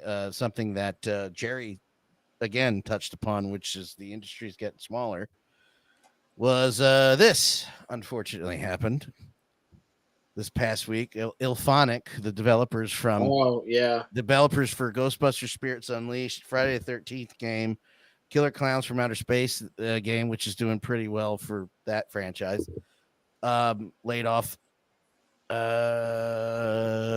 quite a bit of people. Yeah. And this is kind of what Jerry was speaking on, where there's a lot of stuff going on. And you guys are right. Pete, you're right. There's so many TV channels. There's so many channels. There's so many streaming services. There's so much shit out there. But these companies are still cutting people left and right. Well, earlier, and I didn't want to call it out, but earlier Misty said that Warner Brothers is diabolical. It's not just Warner Brothers, though. It's everywhere. Well, you're right. Yeah, I mean, Misty's right, but you are also right. Yes. Yeah. Well, I also didn't want to besmirch them because that's who he's working for right now. Yeah. Oh, yeah. Good point. I'm glad I didn't say anything. But no, I mean, and we're all entitled to our own opinions and everything like that. So I'm not trying to shame her. Because no, to a point, she is right. Like, look at Batwoman. I would love to look at Snyderverse. Like, they could have been making movies the whole time, but they're so focused on that, just continuing to make more money, that they just get blinders onto any prospective ideas. And then they do Aquaman 2, which was like, why did you release it? Nobody, and I still don't know. I still haven't seen it. I haven't seen it. I'm afraid to because I feel like it's going to besmirch Black Manta. And Black Manta's, I love that villain. First movie shocked the shit out of me, quite frankly. The first movie is pure comic book. Like, it was campy as hell because, like Chris said earlier about Rampage, like, it knew that it was going to be this crazy comic book movie, and it just went with it. It really sucks that we're getting. It's confusing me. I say it's confusing me, but at the same time, I get why. It's just it's hard for me to sit here and go, we have all this stuff, and then watch all these fucking people lose their jobs and livelihood still to the big machine. It's just I am so torn in everything now. I mean, there are things that, on the other hand, that have longevity. Like Shogun is getting a second season. Don't know what it'll be because the book was the whole first season. Stranger Things is still going on. It's coming to a close, but that's going on. It's still coming out next year. They actually released a trailer that shows the titles of the episodes, and one of them is actually censored out a little bit because there's a character's name in it. Yeah. I normally don't like looking at those trailers. What? No, I was like, go. No way to know. What? Well, so one of the episodes is called "The Vanishing of," and then you can't see the name. Yeah, and like the first episode of the show is called "The Vanishing of Will Byers." Oh. So Why'd we'll you say see. that? We'll see who disappears this time. That's interesting. Yeah. You know, not to beat a dead horse, but Ghost did the same thing with their tour because they haven't revealed the. They haven't revealed. Shut up, guys. They haven't revealed the new singer yet, so they call it the Redacted Tour. But I assume there's going to be a new name for it. Why is that not relevant? Why are you picking on me? Anyway, look, guys. I hate you so much. I Fuck hate you. you. I'm excited about this. Fuck you. I'm excited about this. How come it took us till 2024 to get proton beams on these goddamn things? That's awesome. And yes, for those noticing, they correspond with the colors that came out with the original figures from. Why do I always blank on this? It's not Galoob. Help me, Kenner? Matt. Kenner, thank you. Oh, you know what? Nobody was wondering that. So what happens if they cross streams? Do they make different colors? I don't know. Do you care? You don't care. That's not a little cool. Well, a little bit cool. How big is the Funko? 3 inches, 3.5 inches. A little cool. You know what is more than 3.5 inches? The King Mecha Ghidorah Funko Pop that I received in the mail the other day. Also, 2 weeks ago, I meant to bring it out, but I got the Joker from New 52 wearing the face mask, like his face as a mask Funko Pop. I found it at a local comic book store, and I was like, yeah, I kind of need that. And that was pretty cool. I also got King Daredevil. Yep. Hey, but waiting a long time for this. Another 1/6 figure? I'm gonna make a name for myself today, boy. I know who you are, Gambit. It doesn't look bad. I'm waiting for Hot Toys to announce theirs because they're going to. You think he's gonna get a movie? Yeah. It's hard to say. It would be kind of cool if he did, but it was an X-Men movie that just kind of focused more on him. Like he was more of a lead because Gambit to me has always been like soaked into the background. And it would be kind of cool to see another character kind of get more of the spotlight. You know? Like he's always been more ancillary to me. And getting him, he doesn't have to be the lead because it's always going to be, the big ones are always going to be Scott, if Xavier's in it, and then Wolverine because he's just so damn popular. Gene also. But it also depends what story they do. I think this is cool, and I think they owe us for fucking up Gambit, and everybody talks about fucking up Deadpool and the movie in general, but Gambit was a no disrespect to the actor whose name Taylor Kitsch, thank you, escapes me, but it came back to me.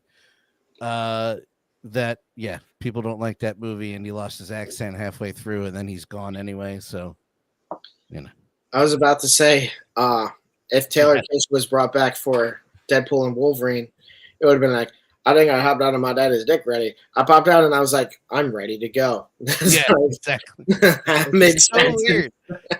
I was so hyper focused on that when I saw it the first time. The Deadpool thing didn't occur to me until I was driving home later going, oh, fuck. Like, that's what I was focused on. Like, what happened to Gambit's accent, and then what happened to Gambit? He's just gone. Like, what the fuck? Yeah, I do like how Marvel has kind of poked fun at itself, or at least acknowledged it. Like in WandaVision, I'm sorry. Who was it that told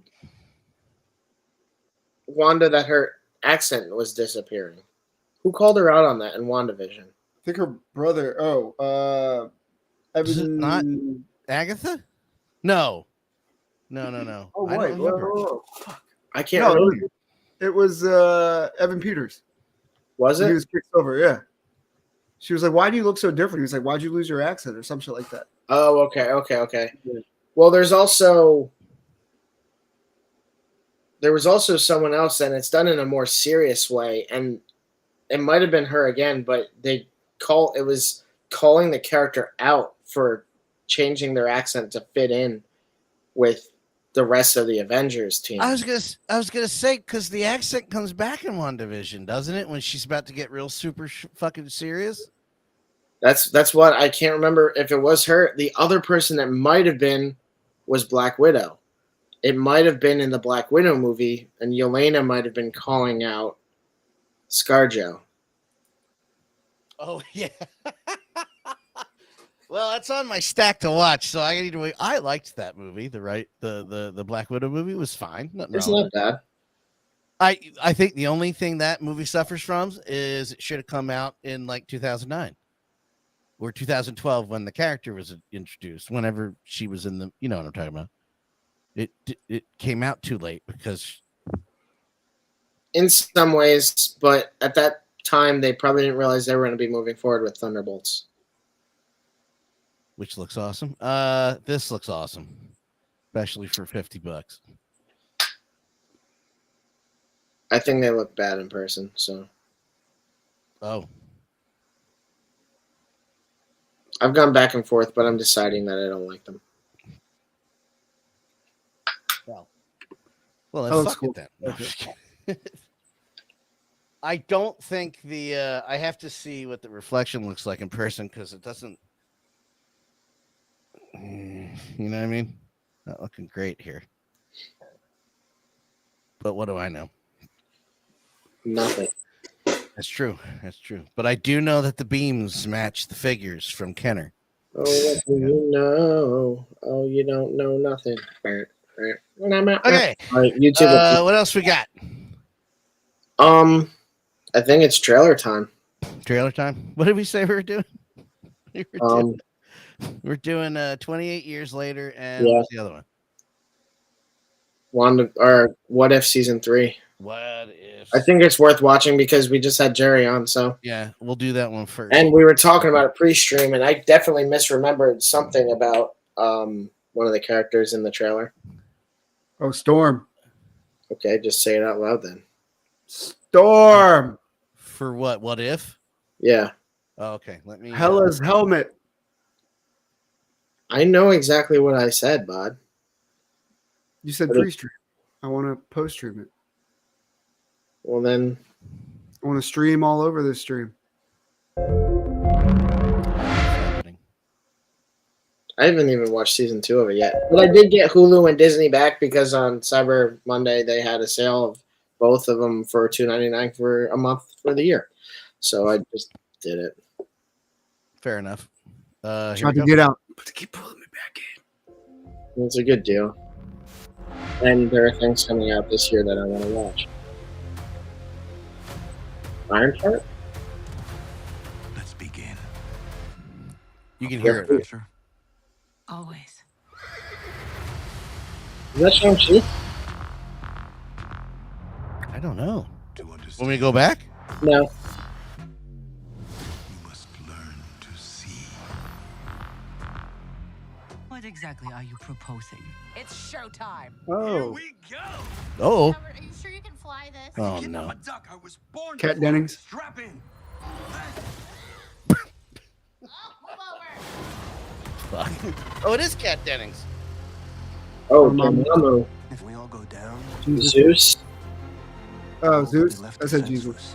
Jesus. Moon Knight? This is the shot we have. We may not get another one. That would be Moon good. Knight mech. Oh, what is it? What in the kaiju bullshit? It's I'm called What so- If, Pete. What This if I is don't what- watch it? I'm fine without this What If, honestly. What if you just don't watch it then? I just said that. Literally. What if your internet worked every week? Was that Steve as Red Guardian? Oh, maybe. Going back. Yeah. Interesting. It looked like 𝗀𝗶𝗵𝗵 shooting that Winter Soldier, no? Oh, I didn't catch it. This is where your story ends.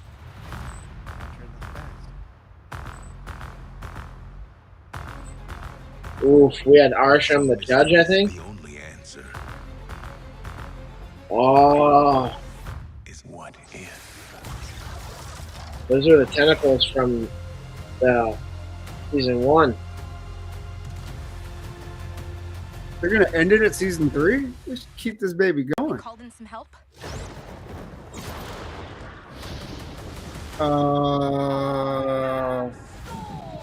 Oh fuck. Yeah, Storm is Thor.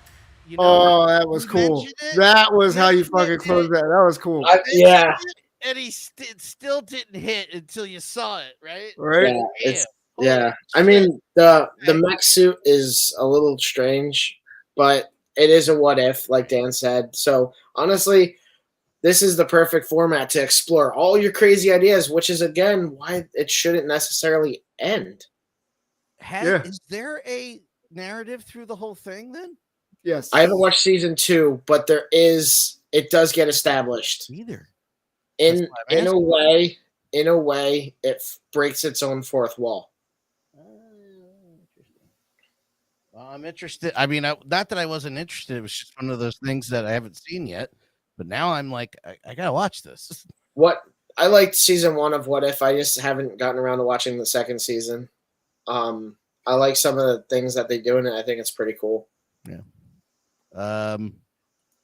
I don't think Pete does. Pete, do you care about the 28 Days Later universe franchise Among Us? He only saw the first movie, didn't care for it. I feel like he'd like 28 Weeks Later a little more. Really like that movie, huh? I think 28 Days Later is a little too artsy fartsy for him. I feel like he'd like the second one more because it's much more militaristic and actiony.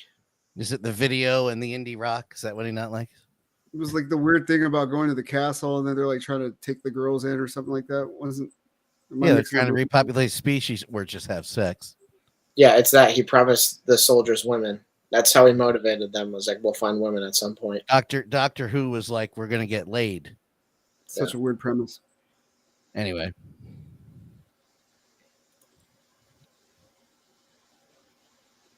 Anyway. Oh, should probably do that then, huh? Thanks, guys. Hey. Wait, sit here. Sit Auntie, what's going on? Jimmy, sit still, keep quiet, and do not move from this spot. That's torture. I'd rather they kill me than watch Teletubbies.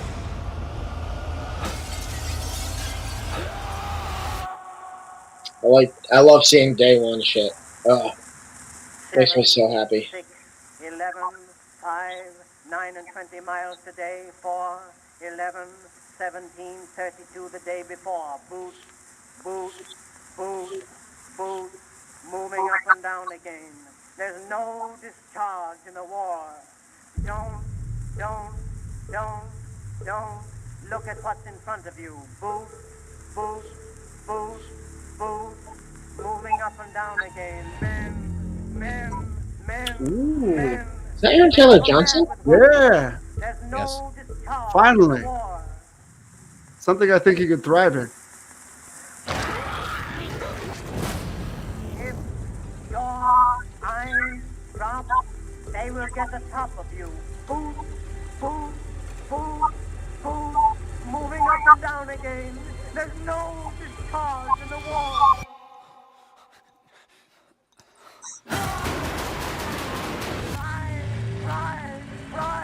Try to think of something different. Oh, my God, Yeah.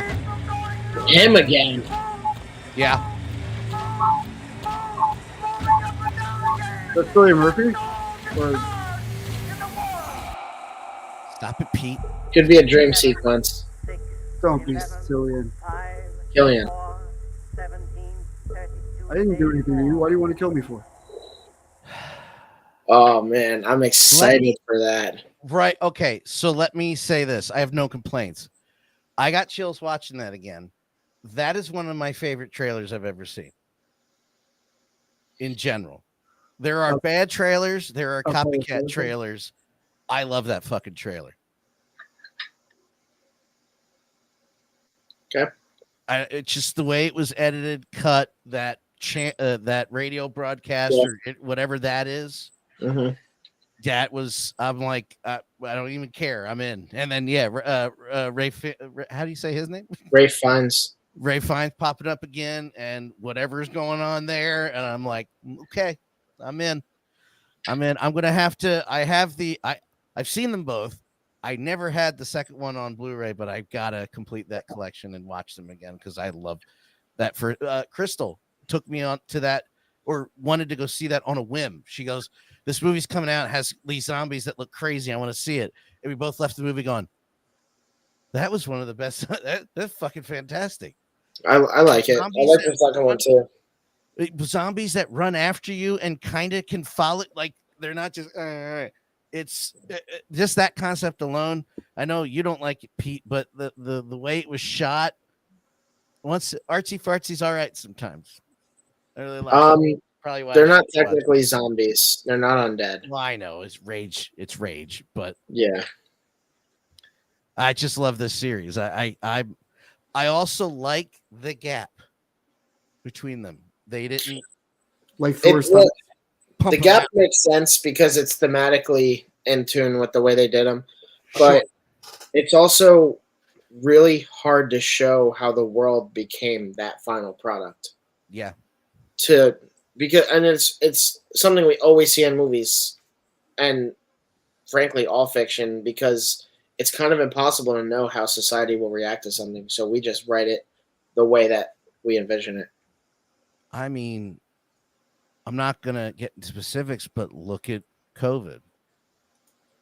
Look at how look at how a lot of the population reacted to that. Didn't take it seriously. And well, we don't know how people are going to react to things. You know? I didn't take COVID seriously at first because we had Zika, we had H1N1, we had all these other things that were supposed to hit us, and they never did. This was the first time America was actually really hit by something in such. But you didn't go out of your way, to go hold the line. Don't anyway, I don't really want to get too into that topic.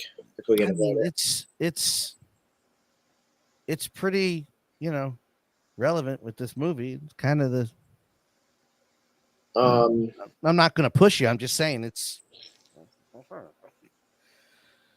I'm excited.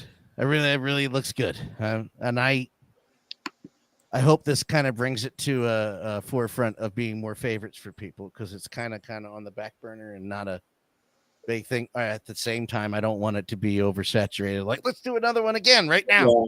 Yeah. I think a trilogy is a good way to close it out. 3 seems fine. We need one more Ghostbusters. You get 3. They're doing another Jurassic Park movie or Jurassic World movie. But Gareth Edwards is directing it. He did Rogue One. He did The Creator. He did Godzilla from 2014. And some other things that I can't think of off the top of my head. But he has a good resume, and he is going to be directing this new Jurassic World movie, which is going to have Scarlett Johansson in it. And it's basically sounds almost like a rewrite of the third movie, where it's like a family stuck on Dinosaur Island. Not a great idea. It's not a great idea, but I feel like it's an idea that hasn't been explored in the right way. Jurassic Park, the book, is written much more horrifically than we really imagine it. Like Jurassic World, all of the movies are pretty colorful. Like there's dark scenes and everything and that like that. But it's definitely a colorful movie, and I think Gareth Edwards has a certain flavor that he brings where it's gonna, he's gonna darken it, and I think that it could really do something good for a franchise that was ruined by sequels. Because I think The Lost World is okay. Oof. It's okay. I think the third one is okay. Every time I get ready, I'm like, I'm gonna watch the original 3 again, and by the time halfway through 3, I'm like, I'm so angry.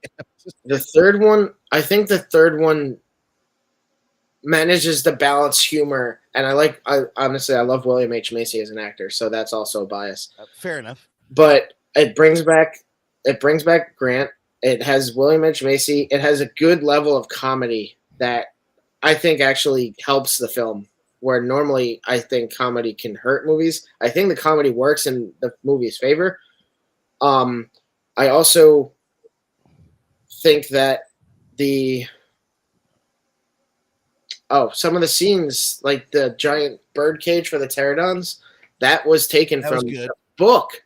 From the book. The first book. That got cut.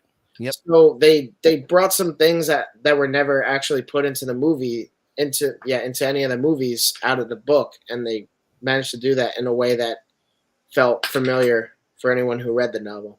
I will never forget hearing an audio trailer for the original Jurassic Park in the car with my dad and my stepmom going somewhere, I don't know, to dinner or something.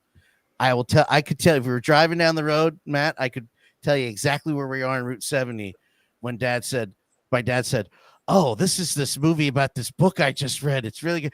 And he's talking to my stepmom. I go, "What, Dad?" He goes, "Where dinosaurs eat all these people." That's how he pitched it to me. And then a year later, I was in the theater seeing it.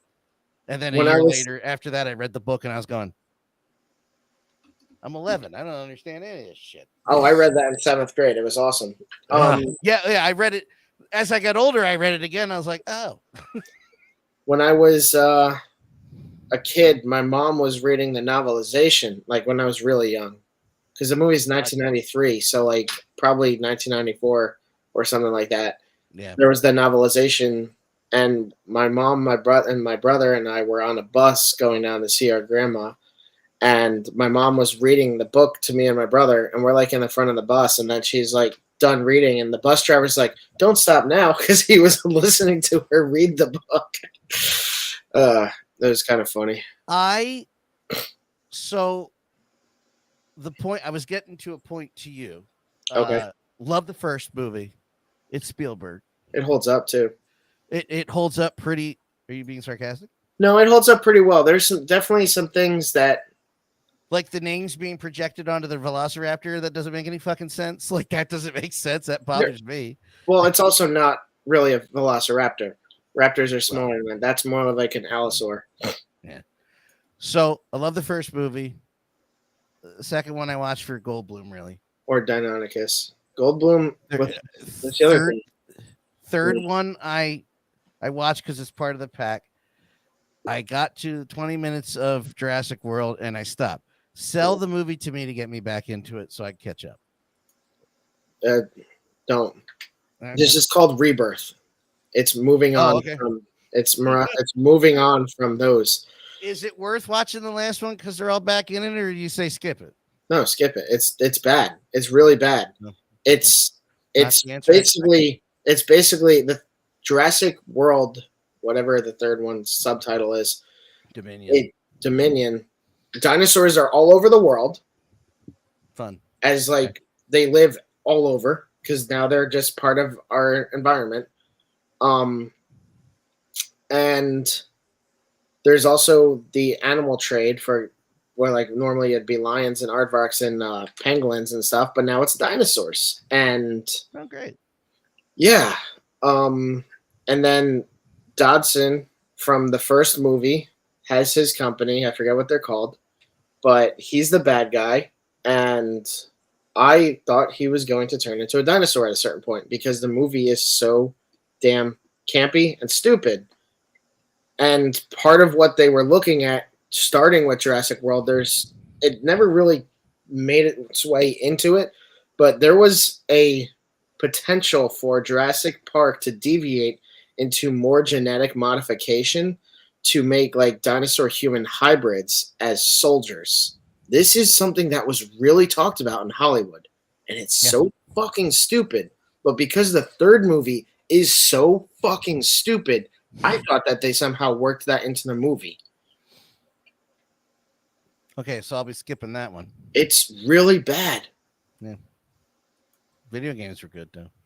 I never played. The only Jurassic Park game I played was the one for Super Nintendo. I had the Game Gear version. I played the shit out of that. You What's up, okay dude? there? You over there, Pete?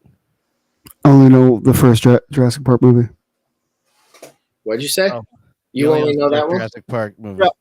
That's all I you saw know? the other ones. I saw the ones with Chris Pratt. Wasn't really into it. No, they're not good. Bullshit. It's not that they're not good. They're just No, they're not good. I'm not getting into this one. I couldn't get past Chris Pratt and the way he fucking talks in that movie. I want to smack the shit out of him. That's where I turned out. Well, he's Nature Boy. Like they just, he's also an written. asshole. He's also written so damn poorly. Well, let's see. Colin Scarlett Trevorrow. Johansson, Mahershala Ali, Yeah, Jonathan Bailey. there's only one Nature Boy. It's Rick fucking Flair. Well, there's actually two because he stole his name from Buddy Rogers. You stop it. ooh, ooh, I look just bit like Buddy Rogers. Oh, and I stole his stage name too. Anything else about peas and carrots? What do we got going on? That's who he stole his shit from. Don't you fucking forget it. Also, Buddy Rogers didn't molest anybody. Just wanted to say. That's all I got, folks. Do I have anything? We found a vinyl that sticks. I didn't get to talk about that last week, which was the big thing. I think I also found the perf cut pressure needed to pop those bad boys out easy. I had to reactivate my Facebook because I deactivated it after your election, but restarted it because I needed some help on this printer. Don't even know why you would do that. I reactivated it so my girlfriend could creep. But no, I got some really good feedback from one of the Roland BN2 user groups. Basically, they told me to check my blade. I was like, it's impossible. I just changed my blade 2 weeks ago. Sure enough, it was the fucking blade. It was the fucking blade. Typical Pete, not listening to people when they tell him things. Damn it. Because it doesn't make sense. I was like, it's a brand new fucking blade. But I pulled out the blade. There was like this tiny bit of debris on there. I was like, you son of a bitch. That's actually concerning that it's that touchy. Oh, Well, somebody's messaging me right now. It's because the vinyl is so aggressively.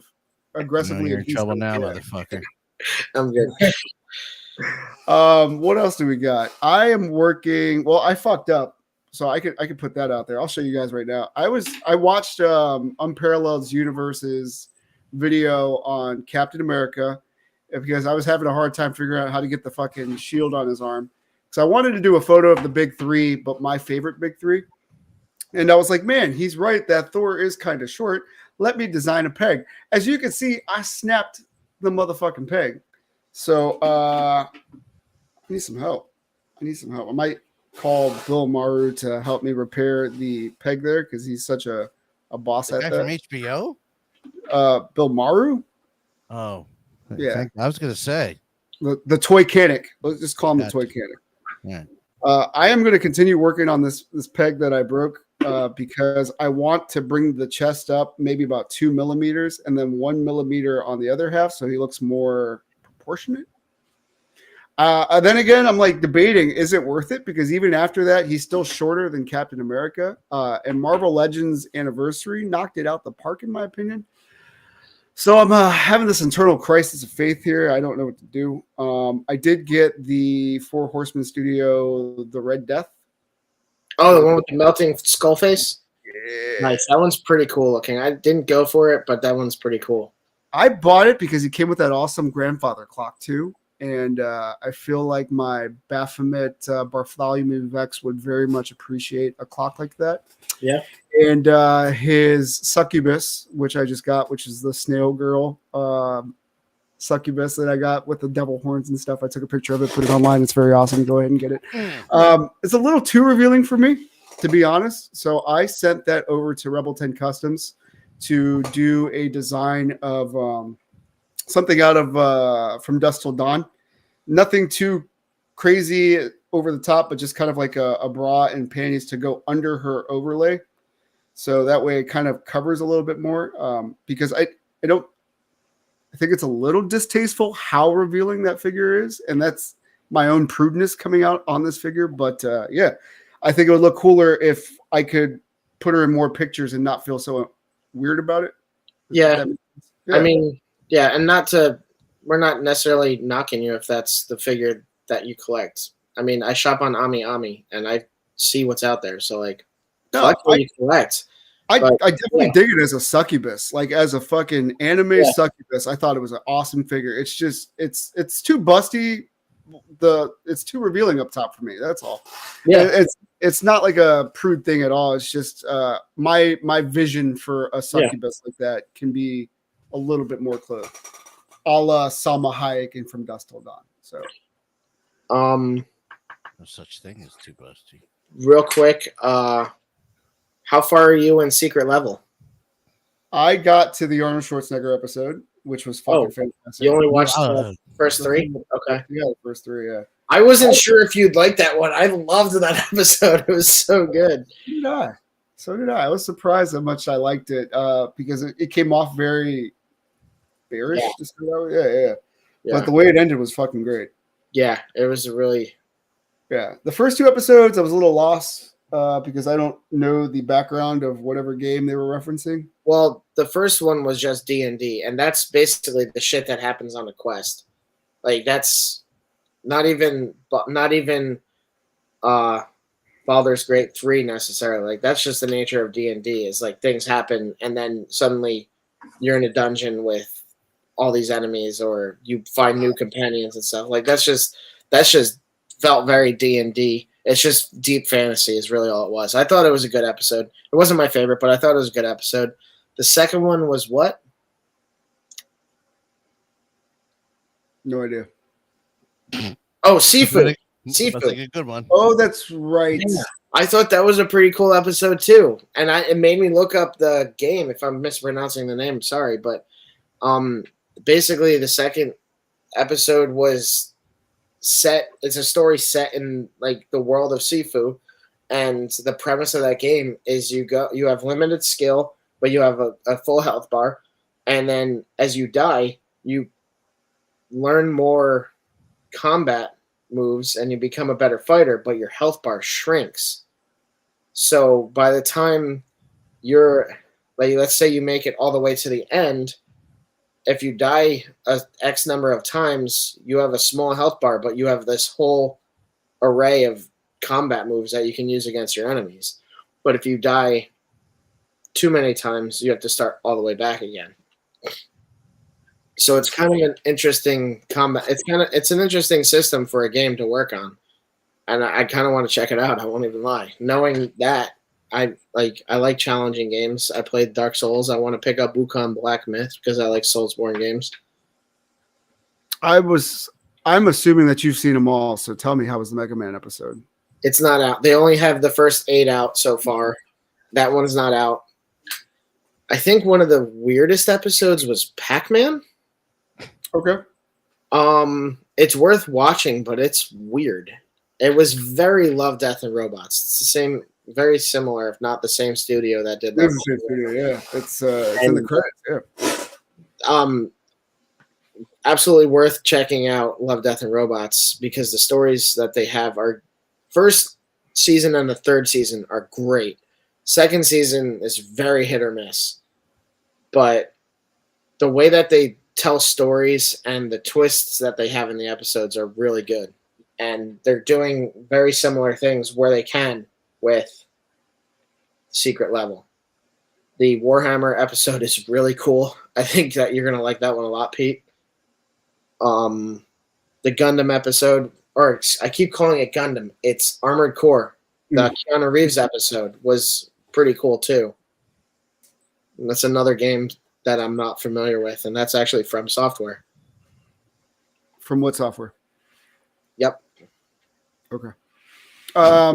That's the name of the studio for people who won't know it. For people who Cap. For people who don't know, it's From Software is the name of the studio that makes like Dark Souls and Bloodborne and stuff. I understood that reference. What was I going to say? I forgot to mention during my whole breaking a toy thing, I sent my Green Goblin to Rebel 10 also so she could design a new leotard. The leotard does not hinder the ab crunch. There's no ab crunch? No, there's an ab crunch. It's just super restricted. So she sent it back, and I took a Dremel to that motherfucker, and he has amazing ab crunch now. With the original tunic on? No. She's still going to do the tunic for him. Okay. I would prefer a flexible tunic on it. Right. That makes sense. Yeah, because theirs is still going to be in line with what their figure does. He can touch his toes now, so I'm pretty happy that I carved it out. I was pretty careful with it. I did carve 4 different areas, so I did take pictures. So if anybody's interested in that, I'll post that online. Interesting. Probably when the figure comes back, I'll post those pictures. Yeah. Just to show everybody else where I carved it at, and maybe give Rebel 10 some business. I mean, she does great work. She's worked with Unparalleled Universe doing designs for Odious. All the upcoming stuff that he has coming out with the different outfits are also Rebel 10 custom designs. So check that out. She's amazing. Do we want to talk about the 𝗀𝗄𝗰 Max? We can. I mean, it's the Cobra 3 on the Cobra 2 frame. Yeah, I'm pretty excited for it. I'm not gonna lie. I'm pre-ordering it tomorrow. I plan on doing it. It's $599. It's normally going to be over $1,000. And unlike other things that I've just stupidly gone and purchased, I actually am familiar with more of Anycubic stuff. I might What? Hopefully that's my fault. It kind of is. No, like I love the Cobra 2 Max. It's great. Yeah. That's partially why I bought the Cobra 3. I really hope to set that up and start using it. And then figure out the whole QR code for scanning different colors and things. I was gonna say, I know I post a lot of videos about the Cobra 2 and the issues that I had with it. After they sent a new one they refunded me and I bought another one. I dialed back their speed settings. I want to say 40%, maybe 30%. And then the firmware updates. After I hit the latest firmware, I have had 0 freaking problems with that printer now. Like, I think the latest issue that I had was a partially clogged nozzle, which I talked to you guys about. Yep. Which is very hard to identify, by the way. So while you're printing, if you look at it, the surface. I'm just going to hold this up for example. This is the top of the print here, and it was ugly. So to me, it was like blobby. So that would mean that it's over extruding, right? So when I ran a test, we do like a hollow cube, and you're supposed to measure the walls on the outside and take the average of that and figure out your flow. It was telling me that was under extruding. So I upped the flow, and I was getting the same issue over and over again. And then I read somewhere, just happenstance, like looking for solutions, found somebody that said, just clean your nozzle out. So I ended up replacing the whole nozzle, and that fixed the issue. The thing was, and I told Matt this, my stupid mistake. I was still running tests on the same model that I'd upped the flow, and I was like, well, I cleaned the fucking nozzle. Why isn't it still working? It's because I forgot that I had changed in the slicer to dial it back to the number 1. So just little things like that. So in other words, don't put the cart before the horse. Focus. I should have focused on the mechanical. Well, not the mechanical, but the small parts that are interchangeable before, changing an entire profile out. And that was my mistake. But if I could pass that knowledge on to you, hopefully that helps us. I would also almost recommend making a list of any changes you're making so you know what to revert back to. Yeah, absolutely. 3D printing is unforgiving. And it's one of the reasons it can be unforgiving. It's one of the reasons I don't print that much. I buy machines and then I get anxiety about something going wrong with them. It's really self-defeatist and a waste of time and money. But, I'm a psychopath. So I was going to say the newer models of printers take away a lot of that headache. They do. There's so much. Don't be discouraged from getting into 3D printing. Yep. Because the newer shit out there now is you don't have to worry about it as much. I remember when Matt and I first bought our Ender 3s, we're modifying everything on that damn thing just to make it. Not me. Print. Yeah. Mine printed out the box. Yeah. I just need to update the firmware on that thing. I still love that Ender 3. I love the Ender 3 KE too. That printer's a beast, by the way. It's so good, dude. It's so good. The only thing I wish they would have fixed on it was up the fan. I think if the fan cooled a little bit better, you would get even better prints. Okay. Because I noticed that the fan on the Cobra 2, like if you did the same print, you would get some minor stringing on one versus the other. You could almost tell the cooling is better on the Max. But other than that, man, great printer. Great printer. If you're looking for a printer out the box that works, Creality 3, I would say the Cobra 2 Max as well. So that's why I'm looking forward to the 3, because it's a solid frame. They're sticking to their bearings. They stayed with the fan. I think the nozzle is supposed to be easy swap this time. They're doing dual Z's. That's pretty much the standard on new printers is the dual Z access. Using belts. Yep. Oh, okay. Okay. And the 2 has a belt. What? The 2 has a belt. Yeah, no, that's what I meant. Like using belts rather even for the bottom. It has 2 belts on the for the X also.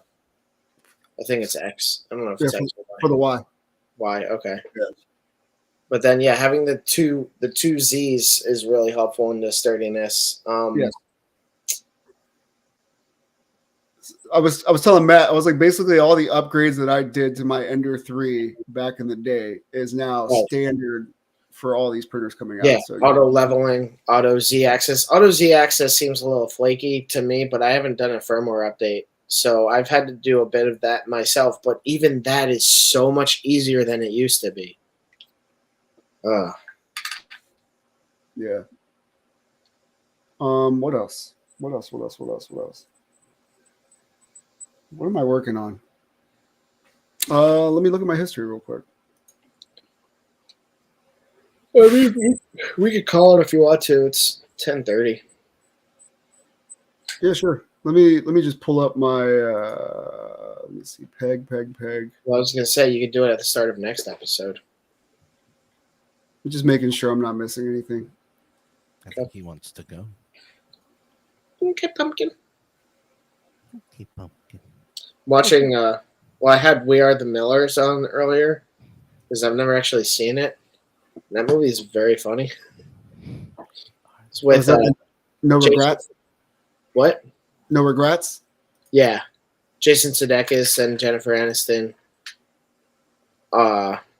He's doing like a drug deal across the border, and he needs a fake family to make it look like they're just a family going on a trip in an RV, and it's very funny. It's like stupid, but it's funny. Yeah, I guess I'm not working on anything new, other than the decals I just busted out. But Awesome Con.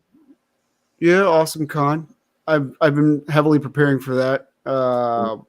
We're thinking about doing packs in the future. The WWF sign went up for sale on the website. So if you guys are interested in a backlit WWF entrance logo, that is up there. I don't think WWE owns the rights to WWF anymore, so I should be okay. Other than that, I believe that's it. Well, it's murky. It's murky. You'll be fine is the point. Yes. Okay. Cool. Yeah. Cool.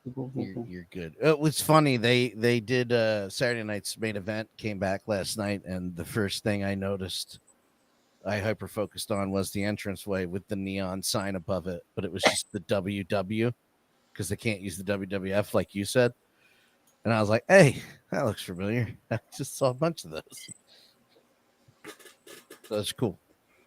It was cool, man. It was cool. Yeah, okay. I think that's everything. Thanks. So. Well, anyway, if you guys want to hear more of our thoughts, just tune in here every Sunday, live, 8 p.m. on YouTube. If you want to add any of our accessories to your collection, head to shadowmoses112.com or slide to our Instagram to see the current projects we're working on, which is daily. I'm always working on something, so check it out. See you next week. mafex needs to do a bullseye figure. Bye. Bye, everyone.